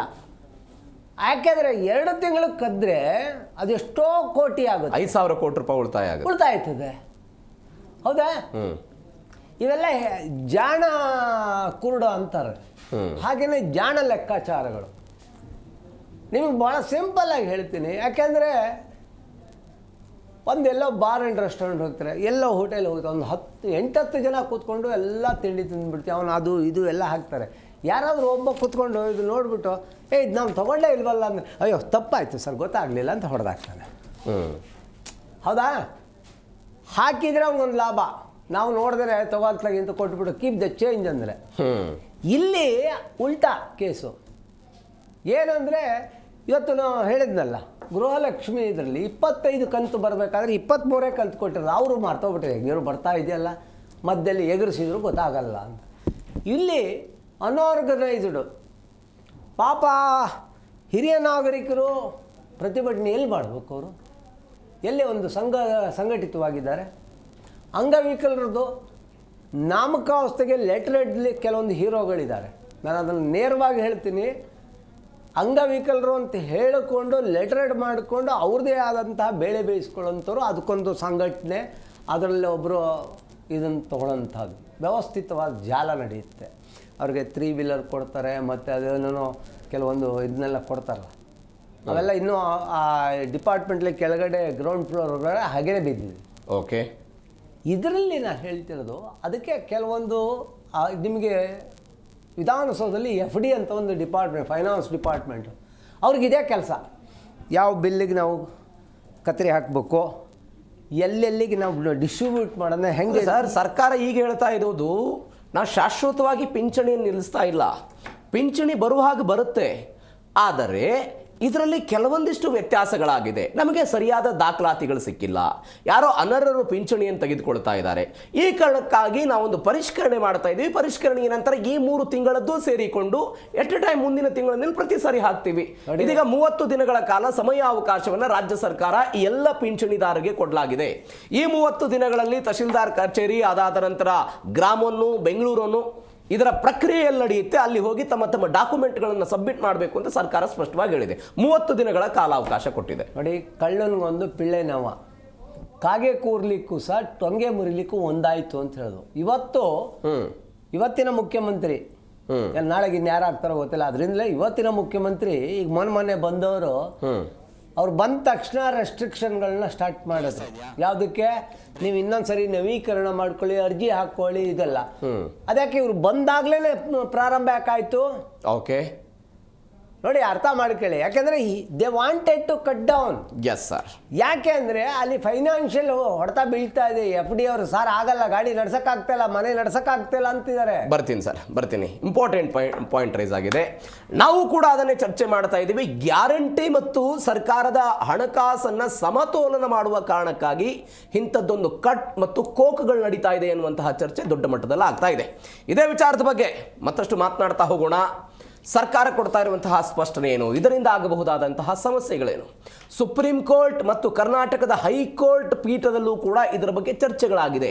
ಐತಿಹಾಸಿಕ ತೀರ್ಪುಗಳಿವೆ. ಏನು ಹೇಳುತ್ತೆ ತೀರ್ಪುಗಳು? ಅಮೃತೇಶ್ ಅವರು ಒಂದು ಪಾಯಿಂಟ್ ರೈಸ್ ಮಾಡಿದರು. ಸರ್ಕಾರದ ಬೊಕ್ಕಸಕ್ಕೆ ಹಣ ಉಳಿತಾಯ ಮಾಡುವಂಥ ಲೆಕ್ಕಾಚಾರ. ಕಳೆದ ಕೆಲವು ತಿಂಗಳುಗಳಿಂದ, ಅದರಲ್ಲೂ ವಿಶೇಷವಾಗಿ ರಾಜ್ಯದಲ್ಲಿ ಕಾಂಗ್ರೆಸ್ ಸರ್ಕಾರ ಬಂದ ಮೇಲೆ ಗ್ಯಾರಂಟಿಗಳಿಗೆ ಹಣವನ್ನು ಹೊಂದಿಸುವಲ್ಲಿ ಹೆಣಗಾಡಿ ಬಿಡ್ತಾ ಇದೆ. ರಾಜ್ಯದ ಆರ್ಥಿಕ ಪರಿಸ್ಥಿತಿಗಳು ಸರಿ ಇಲ್ಲ. ಈ ಕಾರಣಕ್ಕಾಗಿ ಪಿಂಚಣಿಗೂ ಕೂಡ ಇದು ಬಂದ್ಬಿಟ್ಟಿದೆ ಅನ್ನುವಂಥ ಚರ್ಚೆಗಳಾಗ್ತಾ ಇದೆ. ನಿಮ್ಗೆ ಹಾಗನ್ಸುತ್ತಾ? ಗ್ಯಾರಂಟಿಗಳ ಕಾರಣಕ್ಕಾಗಿ ಬಡವರಿಗೆ, ವಿಧವೆಯರಿಗೆ ಹೋಗ್ತಾ ಇದ್ದಂಥ ಹಣವನ್ನು ಕೂಡ ಇವರು ಕಟ್ ಮಾಡ್ತಿದ್ದಾರೆ ಅಂತ ಮಾಡ್ತಿರಬಹುದು. ಅದರಲ್ಲೇನು ಅತಿಶಯ ಏನಿಲ್ಲ. ಯಾಕಂದರೆ ಅವ್ರಿಗೆ ಏನು ಮಾಡಿ ದುಡ್ಡು ಉಳಿಸ್ಬೇಕಷ್ಟೆ, ಏನಾದರೂ ಮಾಡಿ ಉಳಿಸ್ಬೇಕಷ್ಟೆ. ಓಕೆ, ಸೊ ಹಾಗಾಗಿ ಅವ್ರ ಕಣ್ಣು ಇದ್ರ ಮೇಲೂ ಇರ್ಬೋದು. ನೀವು ಹೇಳಿದ್ರಿ ಈಗ ಅಲ್ಲಿ ಗ್ಯಾರಂಟಿ ಯೋಜನೆಯಲ್ಲಿ ಅವ್ರು ಎಷ್ಟು ಕಡಿಮೆ ಮಾಡಿದ್ರು, ಅದರಿಂದ ಬರೀ ಅವ್ರಿಗೇನು ಈಗ ಸಾವಿರಾರು ಕೋಟಿಯಲ್ಲಿ ಅವ್ರ ಕೆಲವೇ ಕೋಟಿಗಳು ಮಾತ್ರ ಉಳಿತಾಯ ಆಗ್ತಿದೆ ಅಷ್ಟೇ. ಈಗ ನಮಗೆ ನೀವು ಹೇಳಿದಾಗೆ ಈಗ ಪಿಂಚಣಿ ಬಗ್ಗೆ ನೋಡಿದಾಗ 150 ಕೋಟಿ ಉಳಿತಾಯ ಆಗ್ತಾ ಇದೆ. ಅಲ್ಲಿ ಸಾವಿರಾರು ಕೋಟಿ ಇತ್ತು, ಇಲ್ಲಿ 100 ಕೋಟಿಯಲ್ಲೇ 100 ಕೋಟಿಗಳಷ್ಟು ಉಳ್ಕೋತಾ ಇದೆ. ಅವಾಗ ಅದನ್ನ ಅವ್ರು ಯೋಚನೆ ಮಾಡಿರ್ಬೋದು.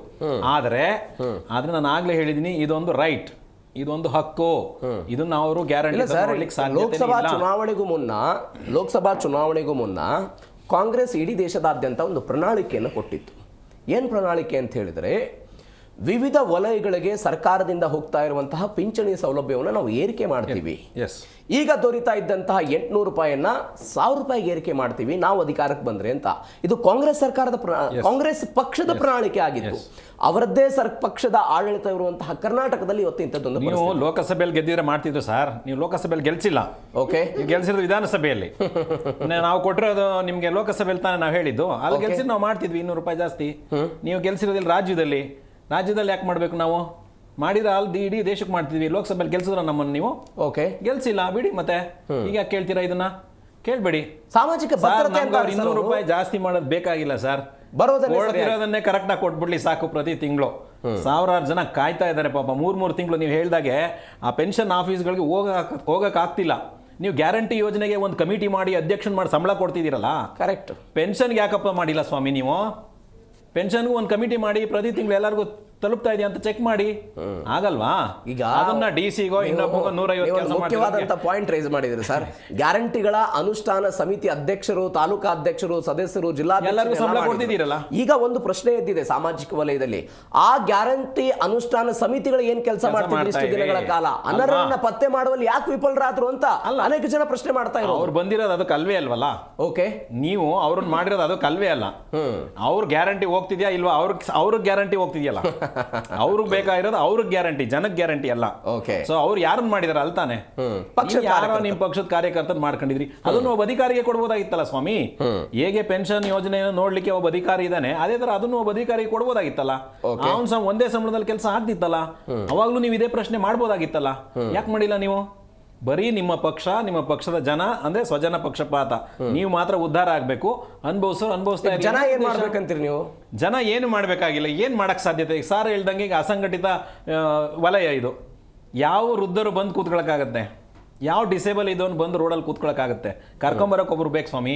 ನನ್ನ ಮನೆ ಹತ್ರ ಇಬ್ರು ಡಿಸೇಬಲ್ ಒಂದೇ ಮನೇಲಿ ಇದ್ದಾರೆ, ಇರೋರು ಒಬ್ಬರೇ ನೋಡ್ಕೊಳಕ್ಕೆ ಅವ್ರ ತಾಯಿ.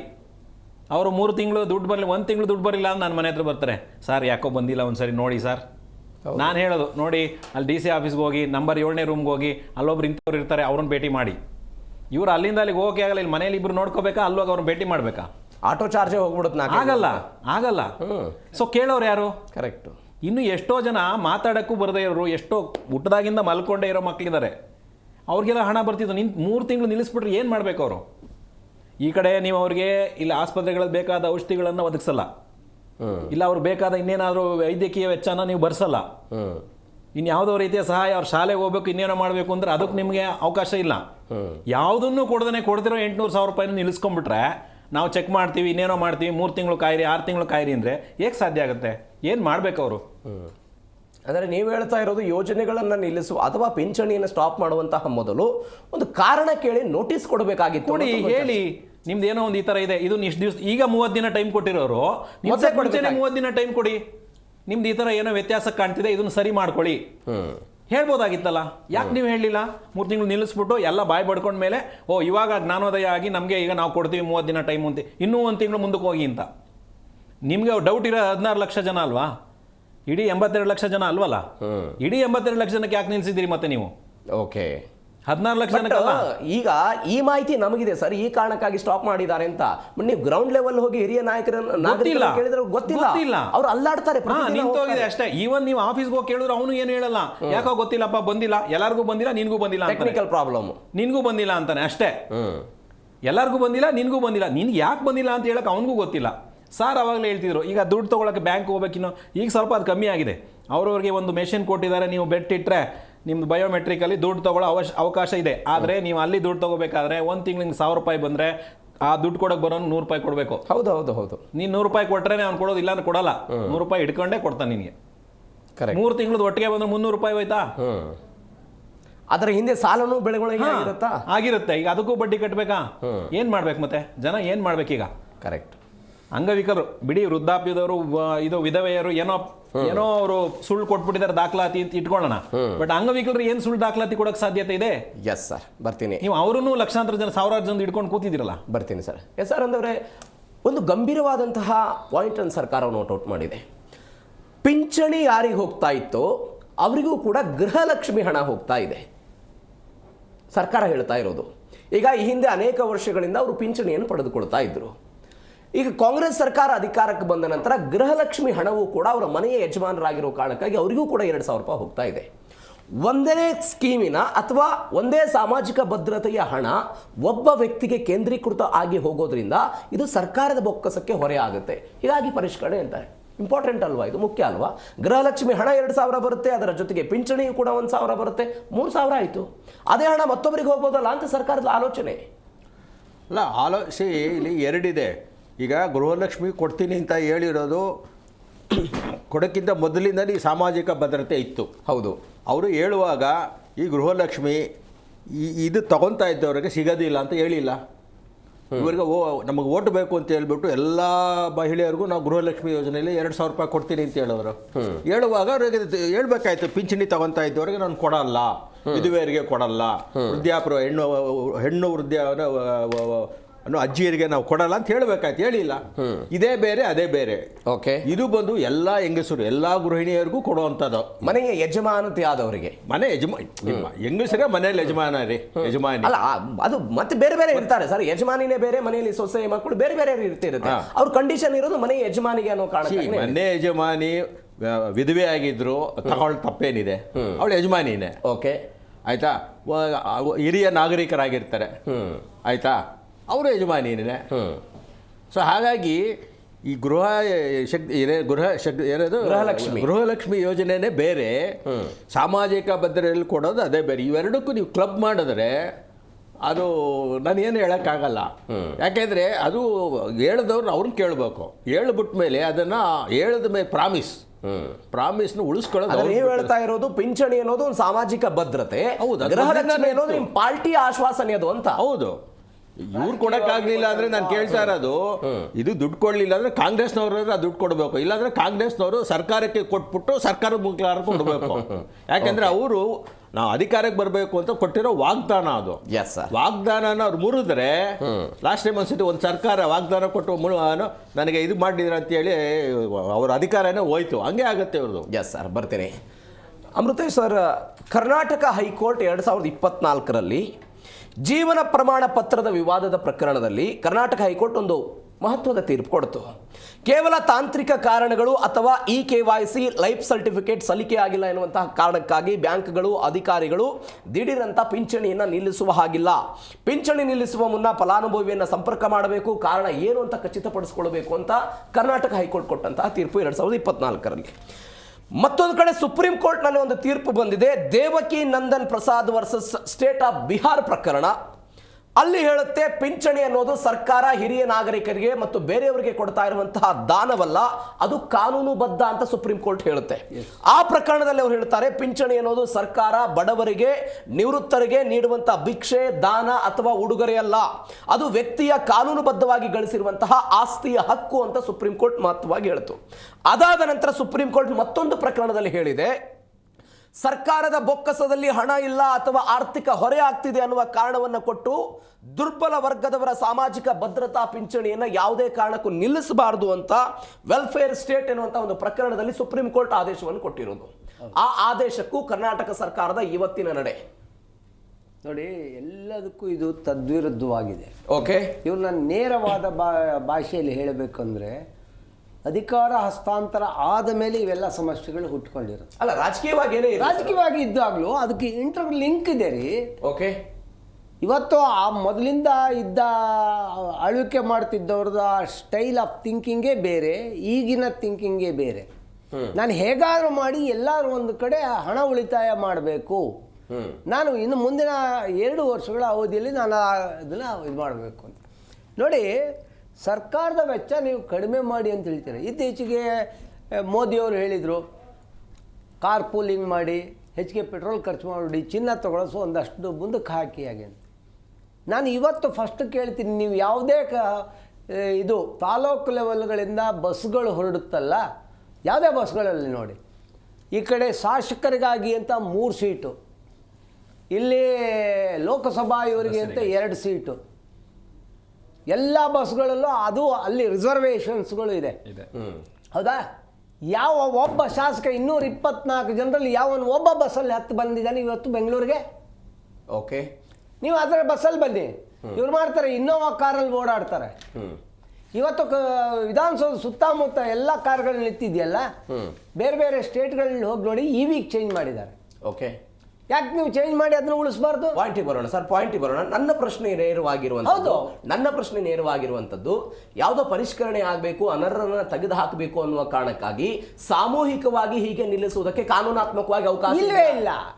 ಇವತ್ತು ತಾವೇ 2 ಸುಪ್ರೀಂ ಕೋರ್ಟ್ ಜಡ್ಜ್ಮೆಂಟು, ನಮ್ಮ ಬೆಂಗಳೂರು ಹೈಕೋರ್ಟಿನ ಜಡ್ಜ್ಮೆಂಟ್ ನಾವು ನೋಡಿದ್ರೆ ಇವರು ಯಾವುದೇ ಕಾರಣದಿಲ್ಲ. ಆದರೆ ಅದು ಅದರ ವಿರುದ್ಧನೇ ಇದೆ, ನಿಜ. ಯಾರು ಕೋರ್ಟ್ಗೆ ಹೋಗೋರು ಅದ್ರ ಬಗ್ಗೆ? ರಿಟ್ ಅರ್ಜಿ ಹಾಕೋದಕ್ಕೆ ಅವಕಾಶ ಇದೆಯಾ? ಇದೆ, ಅಸಂಘಟಿತ. ನಿಮಗೆ ಇನ್ನೊಂದು ಹೇಳ್ತೀನಿ, ಸುಪ್ರೀಂ ಕೋರ್ಟ್ ಆರ್ಡರ್ ಮಾಡಿದೆ, ಏನು ಬಿಲ್ಡಿಂಗ್ ಡಿವಿಯೇಷನ್ಗಳ ಬಗ್ಗೆ. ಇವತ್ತೆಲ್ಲ ಕಡೆ ನಿಂತೋಗಿದೆ, ಇಡೀ ಇಂಡಿಯಾಕ್ಕೆ ಅಪ್ಲಿಕೇಶನ್ ಆಗಿದೆ. ಅದನ್ನ ಬೈಪಾಸ್ ಮಾಡಕ್ಕೆ ಏನ್ ಮಾಡಿದ್ರು ಇವತ್ತು 30-40ಗೆ ನಾನು OC ಫ್ರೀ ಆಗಿ ಕೊಡ್ತೀನಿ, ಅದ್ರ ಮೇಲೆ ಇನ್ನೊಂದು ಕೊಡ್ತೀನಿ ಅಂತ. ಅದು it is A contempt of court. ಯಾರು ಹೋಗ್ಬೇಕು? ಓಕೆ, ಯಾರು ಹೋಗಿಲ್ಲ. ಇದ್ರಲ್ಲೂ ಹಾಗೇನೆ ಇವೆಲ್ಲವೂ ಸಹ ಕಾನೂನುಬದ್ಧವಾಗಿ ಕೊಡಬೇಕಾಗಿದ್ದಂಥದ್ದು. ಒಂದು ಸಾಮಾಜಿಕ ಬದ್ಧತೆ. ತಾವು ಹೇಳಿದ್ರಿ ಈ ಪ್ರಣಾಳಿಕೆಯಲ್ಲಿ ಕೊಟ್ಟಿದ್ದು ಗೃಹಲಕ್ಷ್ಮಿ ಇರ್ಬೋದು, ಆದರೆ ಅಂಗವಿಕಲರಿಗೆ ಸಂಧ್ಯಾ ಸುರಕ್ಷೆ ಇರ್ಬೋದು, ಹಿರಿಯ ನಾಗರಿಕರಿಗೆ, ಇವ್ರಿಗೆಲ್ಲರಿಗೂ ಕೊಡುವಂತಹ ಏನು ಪಿಂಚಣಿ ಇದೆ ಅದನ್ನು ಕಾನೂನುಬದ್ಧವಾಗಿ ಅವ್ರು ಕೊಡಬೇಕು. It is A personal right ಇದ್ದ ಹಾಗೆ, ಬದುಕುವ ಹಕ್ಕು. ಬದುಕುವ ಹಕ್ಕು. ಆವಾಗಲೇ ಉಲ್ಲೇಖ ಮಾಡಿದ ಹಾಗೆ ಸಂವಿಧಾನ 21ನೇ ವಿಧಿಯ ಪ್ರಕಾರ ಮರ್ಯಾದೆಯುತೆಯಿಂದ ಬದುಕುವ ಹಕ್ಕನ್ನು ಸಂವಿಧಾನ ಕೊಟ್ಟಿದೆ. ನಾನು ಅವಾಗಲೇ ಉಲ್ಲೇಖ ಮಾಡಿದಂತಹ 3 ತೀರ್ಪುಗಳಲ್ಲೂ ಕೂಡ, ಅದು ಕರ್ನಾಟಕ ಹೈಕೋರ್ಟ್ ಆಗಿರ್ಬೋದು, ಸುಪ್ರೀಂ ಕೋರ್ಟ್ ನ ಜಡ್ಜ್ಮೆಂಟ್ಗಳಲ್ಲಿ ಇದನ್ನ ಪುನರಪಿ ಉಲ್ಲೇಖ ಮಾಡಿದ್ದಾರೆ. ಅವರು ಬದುಕುವ ಹಕ್ಕಿದೆ ಪ್ರತಿಯೊಬ್ಬರಿಗೂ, ಯಾವುದೇ ಕಾರಣಕ್ಕೂ ನಿಲ್ಲಿಸಬಾರದು ಅಂತ. ಆರ್ಟಿಕಲ್ 21 ಒಳಗಡೆ ಇವೆಲ್ಲ ಬರ್ತದೆ, ಹೌದಾ? Right to leave. ಹೌದು. ಅದರಲ್ಲಿ ನೀವು ಈಗ ಇದನ್ನ ಕಂಪೇರ್, ಇವರು ಡೆನ್ಮಾರ್ಕ್ ಅದು ಇದನ್ನೆಲ್ಲ ಯೋಚನೆ ಮಾಡ್ತೀವಿ. ಏನೋ ಬೇಡ, ನೀವು ಹಿರಿಯ ನಾಗರಿಕರು ಅಂತ ಹೇಳಿದ ತಕ್ಷಣ ಬೇರೆ ಬೇರೆ ದೇಶಗಳಲ್ಲಿ ಅವರಿಗೆ ಯಾವ ರೀತಿಯ ಸವಲತ್ತು ಕೊಡ್ತಿದ್ದಾರೆ ಅಂತ ಹೇಳಿ ಹೋಗಿ ನೋಡ್ಕೊಂಬನ್ನಿ. ಏನು ಬೇಡ, ಇಲ್ಲೇ ನೀವು ಬಯಲ್ಕುಪ್ಪ ಇದೆ ಏನಿದೆಯಲ್ಲ, ಯಾವುದೋ ಟಿಬೇಟಿಯನ್ ಕಾಲೋನಿ ಒಳಗಡೆ ಅಲ್ಲಿಯ ಹಿರಿಯ ನಾಗರಿಕ ಓಲ್ಡ್ ಏಜ್ ಹೋಮ್ಸ್ಗಳು ಮಾಡಿದ್ದಾರೆ. ಎಷ್ಟು ಚೆನ್ನಾಗಿ ಅವ್ರನ್ನಲ್ಲಿ ಮೇಂಟೈನ್ ಮಾಡ್ತಾರೆ. ಬಟ್ ಇಲ್ಲಿಯ ಸರ್ಕಾರ ಎಷ್ಟು ನಿಕೃಷ್ಟವಾಗಿ ಹಿರಿಯ ನಾಗರಿಕರನ್ನು ನೋಡ್ಕೊಳ್ತಾ ಇದೆ. ಓಕೆ, ಯಾಕೆಂದ್ರೆ ಅಸಂಘಟಿತ ವಲಯ. ಇದೊಂದು ಎಲ್ಲ ಕಂಪೇರ್ ಮಾಡ್ಕೊಂಡಾಗ ಅವರು ವಾಯ್ಸ್ ರೈಸ್ ಮಾಡಕ್ಕೆ ಎಲ್ಲಿದೆ? ಬಹಳ ಅಂದ್ರೆ ಒಂದು ಮಾಧ್ಯಮದವರು, ದೃಶ್ಯ ಮಾಧ್ಯಮದವರು, ಮುದ್ರಣ ಮಾಧ್ಯಮ ಒಂದಷ್ಟು ಆರ್ಟಿಕಲ್ ಬರೀತೀರಿ. ಅದು ಇವ್ರಿಗೆ ಹೇಗೆ ಅಂತ ಹೇಳಿದ್ರೆ, ಇದು ಹೊಂಡದಲ್ಲಿ ಇರುತ್ತಲ್ಲ ಕೋಣ, ಅದಕ್ಕೆ ಚಾಟಿ ಏಟ್ ಹೊಡೆದಾಗ ಎಲ್ಲೋ ದೂರದಲ್ಲಿ ಸೌಂಡ್ ಆಗ್ತಾ ಇದೆ ಅಂತ ಫಸ್ಟ್ ಅನ್ನುತ್ತಂತೆ. ಆಮೇಲೆ ಇಲ್ಲೆಲ್ಲೋ ಹತ್ತಿರದಲ್ಲಿ ಹೊಡೆದಾಗ ಆಗ್ತಾ ಇದೆ ಅಂತ. ಅದು ಪದೇ ಪದೇ ಹೊಡೆದಾಗ ಮಾತ್ರ ಅಯ್ಯೋ ನನಗೆ ಹೊಡಿತಿದೆ ಅಂತ ಹೇಳಿದ ಅಂಥ ಮಟ್ಟದಲ್ಲಿ ಇವತ್ತು ಸರ್ಕಾರ ಇದೆ. ಸರ್ಕಾರ ನೀವು ಇಷ್ಟು ನಾವು ಮಾಧ್ಯಮದಲ್ಲಿ ಇಷ್ಟೆಲ್ಲ ಮಾತಾಡಿದ್ರ, ಈ ಬಿಡೋ ಅರ್ಧ ಗಂಟೆ ಮಾತಾಡಿ ಹೋಗ್ತಾರೆ. ನೆವರ್ ಬಾದರ್. ಬಡವರು ಸರ್, ಬಡವರು ಇರ್ಬೋದು, ಅವರ ಉಸಿರಿನ ಹೊಡೆತ ಬಿದ್ದೇ ಬೀಳುತ್ತೆ. ಅದು ಯಾವುದೋ ಒಂದು ಟೈಮಲ್ಲಿ ಹಿಂದೆ ಪೇಪರ್ಗಳಲ್ಲಿ ಯಾವ್ದಾದ್ರು ಒಬ್ಬ MLA ಬಗ್ಗೆ, ಒಬ್ಬ ಮಂತ್ರಿಯ ಬಗ್ಗೆ ಬರೆದ್ರೆ ಅವನು 1 ತಿಂಗಳು ಕದ್ದು ಅಲ್ಲಿ ಇಲ್ಲಿ ಓಡಾಡ್ತಿದ್ದ. ಅಂದ್ರೆ ಅಷ್ಟು ಮಾನಸಿಕವಾದ ವೇದನೆ ಇತ್ತು. ಇಲ್ಲಿ ಯಾರಿಗಿದೆ? ಬರ್ತೀನಿ. ಲಕ್ಷ್ಮೀ ಪ್ರಸನ್ನ ಅವರೇ, ಒಂದು ಕಡೆ ಗ್ಯಾರಂಟಿ ಯೋಜನೆಗಳು, ನಾವು ಶಕ್ತಿ ಯೋಜನೆ ಕೊಡ್ತೀವಿ, ಫ್ರೀಯಾಗಿ ಓಡಾಡ್ಬೋದು, 2,000 ರೂಪಾಯಿ ಕೊಡ್ತೀವಿ, ಸಾಮಾಜಿಕ ಭದ್ರತೆ, ವಿದ್ಯಾರ್ಥಿಗಳಿಗೆ 1,500 3,000 ರೂಪಾಯಿ ಹಣ ಕೊಡ್ತೀವಿ ಅಂತ, ಅವರು 200 ಯೂನಿಟ್ ಉಚಿತ ವಿದ್ಯುತ್ ಕೊಡ್ತೀವಿ ಅಂತ. ಅಂದರೆ ಇದರರ್ಥ ಒಂದು ಕಡೆಯಿಂದ ಕೊಡುವುದು, ಮತ್ತೊಂದು ಕೈಯಿಂದ ಕಿತ್ತುಕೊಳ್ಳುವುದು, ಇಂಥ ಆರೋಪಗಳು ಬರ್ತಾ ಇದೆ ಸಾಮಾಜಿಕ ವಲಯ. ಖಂಡಿತ ಈಗ ಅದೇ ಮಾಡ್ತಿದಾರಲ್ಲ, ಕಿತ್ಕೊತಾನೆ ಇದ್ದಾರೆ. ಈಗ ಇನ್ನೇನು ಮಾಡಿದ್ದಾರೆ ಈ 3 ತಿಂಗಳಲ್ಲಿ? ನೀವೇ ಹೇಳಿದ್ರಿ 2,000 ಅದು ತಗೋತಾರೆ ಇದು ತಗೋತಾರೆ ಅಂತ. ಸ್ವಾಮಿ ನೀವು ಕೊಟ್ಟು, ನಾನು ಮೊದಲೇ ಹೇಳ್ಬಿಡ್ತೀನಿ, ಇದೊಂದು ಭಿಕ್ಷೆ. ಆ್ಯಕ್ಚುಲಿ ಇದು ಸರಿಯಾದ ನಿಮ್ಮ ಯೋಜನೆಯಲ್ಲಿ ನೀವು ಕೊಡ್ತಿರುವ ಹಣ ಅವನೊಂದು ಜೀವನ ಮಾಡ್ಲಿಕ್ಕೆ ಸಾಧ್ಯತೆ ಇದೆ. ಯೋಚನೆ ಮಾಡಿ, ನಿಮ್ಗೆ ಯಾರೋ ಒಬ್ಬನಿಗೆ ಕಂಟಿನ್ಯೂಸ್ ಆಗಿ ಆ 60 ವರ್ಷದ ನಂತರದಲ್ಲಿ ಅವನಿಗೆ ಶುಗರೋ BPನೋ ಏನೋ ಇದ್ದು ಪ್ರತಿ ತಿಂಗಳು ಅವ್ನು ಮಾತ್ರೆ ತಗೋಬೇಕು ಅಂತಂದ್ರೆ ನೀವು ಕೂಡ 800 ರೂಪಾಯಿ ಮುಗಿದೋಯ್ತು. ಬಾಕಿದೇನು ಮಾಡ್ಬೇಕು ಸ್ವಾಮಿ? ಇಲ್ಲಿ 2,000 ರೂಪಾಯಿ ಆ ಮಹಿಳೆ 2,000 ರೂಪಾಯಿ ಅದನ್ನ ತಗೊಂಡ್ಬಿಟ್ಲು, ಇದು 1,500 ತಗೊಂಡ್ಬಿಡ್ತಾರೆ, 3,500 ನೀನು ಜೀವನ ಮಾಡ್ತೀಯಪ್ಪ. ಬನ್ನಿ ಬೆಂಗಳೂರು. ಸರ್ಕಾರದ ಪಾಯಿಂಟ್ ಆಫ್ ಆಯ್ತು ಸರ್. ನಾವು ಜನರ ಪಾಯಿಂಟ್ ಆಫ್ ವ್ಯೂ ಕೂಡ ಥಿಂಕ್ ಮಾಡಿದಾಗ ಜನ ಕೂಡ ಹಾಗೆ ಸರಿಯಾಗಿದ್ದಾರೆ ಅಂತ ಅನ್ಸುತ್ತಾನೆ. ಇಲ್ಲ, ನಾನು ಅದನ್ನು ಹೇಳ್ತಾ ಇದ್ದೀನಿ. ಈಗ ನಾನು ನೀವು ಬರೋದಕ್ಕಿಂತ ಮೊದಲು ಒಂದು ಪಾಯಿಂಟ್ ಉಲ್ಲೇಖ ಮಾಡಿದೆ. ಎಷ್ಟೋ ಜನರಿಗೆ 60 ವರ್ಷ ಆಗಿಲ್ಲ ಸರ್. ಹೌದು, ಅವರು ದಾಖಲೆಗಳನ್ನ ಕೊಟ್ಟು ವೃದ್ಧಾಪ್ಯ ಒಂದು ನಿಯಮ ಇದೆ. ವಿಧವಾ ವೇತನ ಹಣವನ್ನ ಪಡೆದುಕೊಳ್ಳಬೇಕು ಅಂತ ಹೇಳಿದ್ರೆ ಅವರ ಮಗ 18 ವರ್ಷಕ್ಕಿಂತ ಕಡಿಮೆ ಇರಬೇಕು, ಯಾವುದೇ ಸರ್ಕಾರಿ ಹುದ್ದೆದಲ್ಲಿ ಅಥವಾ ಖಾಸಗಿ ಸೆಕ್ಟರ್ ನಲ್ಲಿ ಕೆಲಸವನ್ನ ಮಾಡ್ತಾ ಇರಬಾರದು, ಆದಾಯ ತೆರಿಗೆಯನ್ನು ತುಂಬತಾ ಇರಬಾರ್ದು ಅಂತ. ಎಷ್ಟು ಜನ ತಾಯಂದಿರುಗಳಿಗೆ, ಹೆಂಡತಿ ಎಲ್ಲ ಹಣ ಬರ್ತಾ ಇಲ್ಲ ಇವತ್ತು. ಖಂಡಿತ ನಾನು ಅಲ್ಲಿ ಎಲ್ಲ ಸರಿಯಾಗಿದೆ ಅಂತ ನಾನು ಹೇಳ್ತಾ ಇಲ್ಲ. ಬಟ್ ಯಾರು ಇದನ್ನ ಕೊಟ್ಟರು, ನಾನು ಫಸ್ಟೇ ಆ ಪ್ರಶ್ನೆ ನೀವು ರೈಸ್ ಮಾಡ್ಬಿಟ್ಟೆ. ಓಕೆ, ಯಾರು ಕೊಡ್ತಾ ಇದ್ದಾರೆ? ಈಗ ನನಗೆ 54 ವರ್ಷ, ನಾನು 60 ವರ್ಷ ಅಂತ ಹೇಳ್ಕೊಂಡು ನಾನು ಸರ್ಟಿಫಿಕೇಟ್ ಕೊಡ್ತಿದ್ದೀನಿ ಅಂದರೆ ಈ ಸರ್ಟಿಫಿಕೇಟ್ ಕೊಟ್ಟವ್ರು ಯಾರು ಸ್ವಾಮಿ? ಸರ್, ವ್ಯವಸ್ಥೆಯ ಭಾಗ ಅದು. ಹೌದು, ಅಲ್ಲೇ ನಾನು ನಿಮ್ಗೊಂದು ಬೆಸ್ಟ್ ಎಕ್ಸಾಂಪಲ್ ಕೊಟ್ಟೆ ಸರ್. ಈಗ ನಾನು ಒಂದು ಬೆಸ್ಟ್ ಎಕ್ಸಾಂಪಲ್ ನಿಮ್ಗೆ ಮೊದಲೇ ಕೊಟ್ಬಿಟ್ಟೆ. ಈಗ ನನ್ನ ಆದಾಯ ಪ್ರತಿ ತಿಂಗಳು 25,000 ರೂಪಾಯಿ ಇದೆ ಅಂತ ಅಂದುಕೊಂಡಾಗ ನನಗೆ 12,000 ರೂಪಾಯಿ ಬೇಕು ಅಂತ ಹೇಳಿ ತಹಶೀಲ್ದಾರ್ ಕಚೇರಿಯಲ್ಲಿ ಕೊಡ್ತಾ ಇರೋದು. ನನ್ನ 12,000 ರೂಪಾಯಿ ನೀವು ಇನ್ನೊಂದು ಪೆನ್ಷನ್ ತಗೊಳ್ಳಕ್ಕೆ ನೀವು 30,000 ರೂಪಾಯಿ ಇನ್ಕಮ್ ಸರ್ಟಿಫಿಕೇಟ್ ಕೊಡಬೇಕಾಗಿರೋದು. ಓಕೆ, ನೀವು ಅಲ್ಲ, ನಾನು ಎಕ್ಸಾಂಪಲ್ ಕೊಡ್ತಾರಲ್ಲ, ನೀವು ಕೊಡ್ತಾ ಇದೀರಲ್ಲ. ತಹಸೀಲ್ದಾರ್ ಏನ್ ಮಣ್ಣು ತಿಂತಿದ್ದಾನಾ? ಓಕೆ, ಅವ್ನು ತಿಂಗಳಿಗೆ 1,00,000 2 ಲಕ್ಷ ಸಂಬಳ ತಗೋತಾ ಇಲ್ವಾ? ಗೊತ್ತಿಲ್ಲ ಅವ್ನಿಗೆ ಇವ್ರು ಎಷ್ಟು ಆದಾಯ ಬರ್ತಿದೆ ಅಂತ? ಅಥವಾ ಯಾರು ಒಂದು ಅಲ್ಲಿ ಆದಾಯ ಹೆಂಗ್ ಕೊಡ್ತೀರಿ? ನಿಮ್ಮ ಆದಾಯ ಪ್ರಮಾಣ ಪತ್ರದಲ್ಲಿ ನಿಮ್ಮ ಆದಾಯ ಕಡಿಮೆ ಆಗುತ್ತೆ. ಗ್ರಾಮಾಡಳಿತ ಅಧಿಕಾರಿ ಬರ್ತೀನಿ ಸರ್, ಬರ್ತೀನಿ. Quick ಒಂದು ಆಗಿ ಗ್ರಾಮಾಡಳಿತಾಧಿಕಾರಿ ಆಕೆ ವಿಧವೇನ ಅಲ್ವಾ? ಆಕೆ ವಿಧವೇನ ಅಲ್ವಾ? ಹೌದು. ಅವನು 60 ವರ್ಷ ಆಗಿದೆಯಾ ಇಲ್ವಾ? ಅವನ ಮಕ್ಕಳಿದಾರಾ ಇಲ್ವಾ? ಪ್ರತಿಯೊಂದು ಆ ಗ್ರಾಮಾಡಳಿತಾಧಿಕಾರಿಗೆ ಗೊತ್ತಿದೆ. ಹೆಂಗ್ ಬರ್ದ ಅವನ್ ಮತ್ತೆ? ಓಕೆ, ಅಂದ್ರೆ ಅವನು ದುಡ್ಡಿಸ್ಕೊಂತಿದ್ದಾನೆ. ನಾನು ಇಲ್ಲಿ ಕೊಡ್ತಾ ಇದ್ದೀನಿ, ನೀವ್ ಹೇಳಿದ್ರಲ್ಲ ಈ ಕೈಲಿ ಕೊಡು ಈ ಕೈಲಿ ಕಿತ್ಕೋ ಅಂತ. ಇಲ್ಲಿ 800 ರೂಪಾಯಿ ಕೊಡ್ರಿ, ಇಲ್ಲಿ 800 ರೂಪಾಯಿ ಬರುತ್ತೆ. ಇಲ್ಲಿ ಇಲ್ಲ ಸ್ವಾಮಿ, ನೀವ್ 800 ರೂಪಾಯಿ 800 ರೂಪಾಯಿ ಕೊಡ್ತೀನಿ, ಲೈಫ್ ಟೈಮ್ 800 ರೂಪಾಯಿ ಬರುತ್ತೆ. ಆಮೇಲೆ ಇವಾಗ ನೀವು ಗ್ಯಾರಂಟಿಗೆ ನೀವು ಬದುಕಿದಿರಾ ಇಲ್ವಾ ಸರ್ಟಿಫಿಕೇಟ್ ಕೊಡಿ, ಇನ್ನೊಂದು ಮಾಡಿ ಮತ್ತೊಂದು ಮಾಡಿ ಅಂತ ಕೇಳ್ತಿದ್ರಾ? ನೀವು ಕೊಡುವಾಗ ಮೊದಲನೇ ದಿವಸನೇ ಪ್ರಜ್ಞೆ ಇರ್ಲಿಲ್ವಾ? ಪೆನ್ಷನ್ ಹೋಲ್ಡರ್ಸ್ ಪ್ರತಿ ನವೆಂಬರ್ ಅಲ್ಲಿ ನಾವು ಬದುಕಿದೀವಿ ಇಲ್ಲ ಅಂತ ಸರ್ಟಿಫಿಕೇಟ್ ಕೊಡ್ಬೇಕು, ಲೈಫ್ ಸರ್ಟಿಫಿಕೇಟ್ ಕೊಡ್ಬೇಕು, ಇಲ್ಲ ನಿಮ್ ಪೆನ್ಷನ್ ಬರಲ್ಲ. ಇದಕ್ಕಂತೂ ಒಂದಷ್ಟು ನಿಯಮಗಳು ನೀತಿಗಳು ಇದ್ದೇ ಇದೆ. ನೀತಿ ನಿಯಮಗಳನ್ನ ಪಾರ್ ಮಾಡ್ತಿದ್ದಾರೆ, ಅದನ್ನ ದಾಟಿ ಹೋಗ್ತಿದ್ದಾರೆ ಅಂದ್ರೆ ನಿಮ್ ಸರ್ಕಾರನೇ ಕಾರಣ ಸ್ವಾಮಿ. ನೀವು ನಮಗ್ ಕೊಡೋದ್ ನೀವು ನಮಗ್ ಕೊಡ್ತಿದ್ದೀರಾ, ನಾವು ನಿಮ್ಗೆ ವಾಪಸ್ ಕೊಡೋ ಕೆಲಸ ಮಾಡ್ತಾ ಇದ್ದಾರೆ ಜನ. ನೀವು ಓಟ್ ತಗೊಳಕ್ ಏನ್ ಮಾಡ್ತಿದ್ದೀರಾ? ದುಡ್ಡು ಕೊಡ್ತಿದ್ದೀರಾ, ನಾವು ದುಡ್ಡು ಇಸ್ಕೊತಾ ಇದೀವಿ, ಓಟ್ ಹಾಕೋರು ದುಡ್ಡು ಇಸ್ಕೊತಾ ಇದೀವಿ. ಅವ್ರೇನ್ ಮಾಡ್ತಾರೆ ಮತ್ತೆ ಇನ್ನೇನೋ ಪಡ್ಕೊಳಕ್ ಅವ್ರಿಗೆ ಯಾರಿಗೋ ಒಬ್ಬಂಗೆ ದುಡ್ಡು ಕೊಡ್ತಾ ಇದ್ದಾರೆ. ಗ್ರಾಮಾಡಳಿತಾಧಿಕಾರಿ ದುಡ್ಡು ಕೊಡ್ತಾರೆ, ಅವ್ನು 30,000 ರೂಪಾಯಿಗೆ ಬರ್ಕೊಡ್ತಾನೆ. ತಹಸೀಲ್ದಾರ್ ಅಲ್ಲಿ ಕೂತ್ಕೊಂಡು ಅವ್ರು ಸೈನ್ ಮಾಡ್ತಾನೆ. ನಾನು ಕೇಳೋದು, ಇಡೀ ವ್ಯವಸ್ಥೆನೇ ನೀವು ಭ್ರಷ್ಟನ ಮಾಡಿಟ್ಬಿಟ್ಟು ಇಲ್ಲಿ ಭ್ರಷ್ಟರು ಹುಡುಕ್ತೀನಿ ಅಂತಂದ್ರೆ ಹುಡುಕ್ತಿರೋನೇನು ಸರಿಯಾದವನ? ಕೊಟ್ಟೋನೇ ಹುಡುಕ್ತಾ ಇರೋದು. ವ್ಯವಸ್ಥೆಯಲ್ಲಿ ಅರ್ಹ ಫಲಾನುಭವಿಗಳನ್ನು ಹುಡುಕ್ತೀವಿ ಅಂತ ಹೇಳಿದ್ರೆ ಅಲ್ಲಿ ಸತ್ತೋಗ್ತಾ ಇದಾರಲ್ಲ ಸರ್ ಅವರು, ಅರ್ಹ ಫಲಾನುಭವಿಗಳು ಸತ್ತೋಗ್ತಾ ಇದಾರೆ. ನಿಜವಾಗಿ ಅವ್ನ ಇನ್ಕಮ್ ಸರ್ಟಿಫಿಕೇಟ್ ಮಾಡ್ಸಕ್ ಆಗ್ತಾ ಇಲ್ಲ. ಕರೆಕ್ಟ್, ಅವ್ನು ತಲುಪಕ್ಕೆ ಆಗಲ್ಲ, ಗ್ರಾಮಾಡಳಿತ ಅಧಿಕಾರಿ ಹತ್ರ ಹೋಗಕ್ಕೆ ಆಗ್ತಾ ಇಲ್ಲ ಅವ್ನ ಕೈಲಿ. ಯಾಕೆಂದ್ರೆ ಅವ್ನು ಹೋದ್ರೆ 30 ರೂಪಾಯಿ ಕೊಡ್ಬೇಕು, ಹೋದ್ರೆ 300 ರೂಪಾಯಿ ಕೊಡ್ಬೇಕು. ಇಲ್ಲ, ಇವನ ಹತ್ರ ಏನ್ ಮಾಡೋದು? ಕರೆಕ್ಟ್. ನೀವು ಮೊನ್ನೆ ಒಂದು ರೀಲ್ಸ್ ನೋಡಿದ್ರೆ, ಯಾರೋ ಅಜ್ಜಿ ಚಿಕ್ಕನಾಯಕನಹಳ್ಳಿ MLA ಹತ್ರ ಬಂದ್ಬಿಟ್ಟು ನನ್ನ ಕೈ ಬೆರಳು ಬರ್ತಾ ಇಲ್ಲ, ರೇಷನ್ ಸಿಗ್ತಾ ಇಲ್ಲ, ಏನ್ ಮಾಡ್ಬೇಕು ನಾನು, ಮಕ್ಕಳಿದಾರೆ ಏನ್ ಮಾಡ್ಕೊಳಕ್ಕೆ ಅಂತ ಕೇಳಿದ್ಲು. ಇದೇ ಪರಿಸ್ಥಿತಿಯಲ್ಲಿ ಲಕ್ಷಾಂತರ ಜನ ಇದ್ದಾರೆ, ಕರೆಕ್ಟ್, ಅವ್ರಿಗೆ ಸಿಗ್ತಾ ಇಲ್ಲ. ಎಸ್ ಅಮೃತೇಶ್ ಸರ್, ಏನ್ ಮಾಡ್ಬೋದು ಈ ಪ್ರಕರಣಕ್ಕೆ? ನೋಡಿ, ಇದು ಇನ್ನೊಂದು ವಿಷಯ ಇದೆ, ಹೊಸದಾಗಿ ತಗೊಳಕ್ಕೆ ಆಗಲ್ಲ ನೀವು. ಎಸ್ ಸರ್, ಈಗ ಆಲ್ರೆಡಿ ಪೆನ್ಷನ್ ಹೋಲ್ಡರ್ಸ್ ಬಿಟ್ರೆ ನನಗೀಗ 60 ಆಗೋಯ್ತು ಅಂತ ಇಟ್ಕೊಳ್ಳಿ, ನಾನು ಈಗ ಹೊಸದಾಗಿ ಅಪ್ಲೈ ಮಾಡಂಗಿಲ್ಲ, ಹೊಸದಾಗಿ ರೇಷನ್ ಕಾರ್ಡ್ ಅಪ್ಲೈ ಮಾಡಂಗಿಲ್ಲ. ಮತ್ತೆ ಏನ್ ಮಾಡ್ಬೇಕು ಜನ? ಎಸ್ ಸರ್, ಅಮೃತೇಶ್ ಸರ್, ಒಂದು ಕೆಳ ಹಂತದಲ್ಲಿ ಈಗ ಅವರು ಹೇಳಿದರು, ಮೂಲಕ್ಕೆ ನೀವು ಕೈ ಹಾಕಿ ನೋಡಲೇ ಇಲ್ಲ. ಇವತ್ತು ಅದೊಂದು ಬೃಹದಾಕಾರ ಸಮಸ್ಯೆ ಆಗಿ ಇದೆ. ಆದರೆ ಈ ಮೂಲದಲ್ಲಿ ಯಾರ್ಯಾರು ಫಲಾನುಭವಿಗಳಾದರೂ village accountant, revenue inspector, tahsildar ಅವರು ಆರಾಮಾಗೇ ಇದ್ದಾರೆ. ಬಿಕಾಸ್ ನಿಮಗೆ ಎಲ್ಲದಕ್ಕೂ ಪ್ರಮಾಣ ಪತ್ರಗಳು ಮತ್ತು ರೆಫರೆನ್ಸ್ ಆಗೋದು, ಇವರಿಗೆ ಗ್ರ್ಯಾಂಟ್ ಆಗೋದು, ಇವೆಲ್ಲವರು ಇವರ ವರದಿಯ ಮೇಲೆ. ಒಬ್ಬ ವಿಲೇಜ್ ಅಕೌಂಟೆಂಟ್ ಅಂದಮೇಲೆ ಇವತ್ತು ಆಶಾ ಕಾರ್ಯಕರ್ತರಿಗೆ ಒಂದು ಹಳ್ಳಿ ಒಳಗಡೆ ಯಾರ್ಯಾರ ಮನೇಲಿ ಮಗು ಹುಟ್ಟುತ್ತೆ, ಯಾರ್ಯಾರ ಮನೇಲಿ ವರದಿ ಕೊಡಬೇಕು ಎಲ್ಲ ಗೊತ್ತಿರುತ್ತಲ್ವಾ. ವಿಲೇಜ್ ಅಕೌಂಟೆಂಟ್ ಕತೆ ಕಾಯ್ತಾ ಇರ್ತಾನ? ಎಸ್ ಸರ್, ಫಸ್ಟ್ ಅವನದು ನೀವು ಅವನ್ನ ಹಿಡೀರಿ.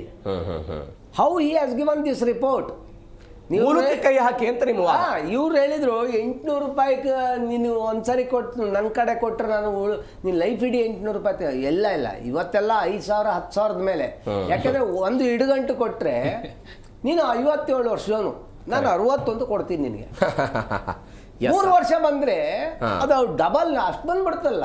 ಎಸ್ ಸರ್, ಹಾಗೇನೆ ರೆವಿನ್ಯೂ ಇನ್ಸ್ಪೆಕ್ಟರ್ ಆಗಲಿ, ತಹಶೀಲ್ದಾರ್ಗಳಲ್ಲಿ ನೀವು ಸರಿಯಾದ ಚೆಕ್ ಅಂಡ್ ಬ್ಯಾಲೆನ್ಸ್ ಮಾಡಲಿದ್ದೇನೆ ಇದ್ದಿದ್ದಕ್ಕೆ ಇವತ್ತು ಈ ಸಮಸ್ಯೆ ಪರಿಸ್ಥಿತಿ ಬಂದಿದೆ. ಆನಂದ್ ಸರ್, ಕೊನೆ ರಿಯಾಕ್ಷನ್.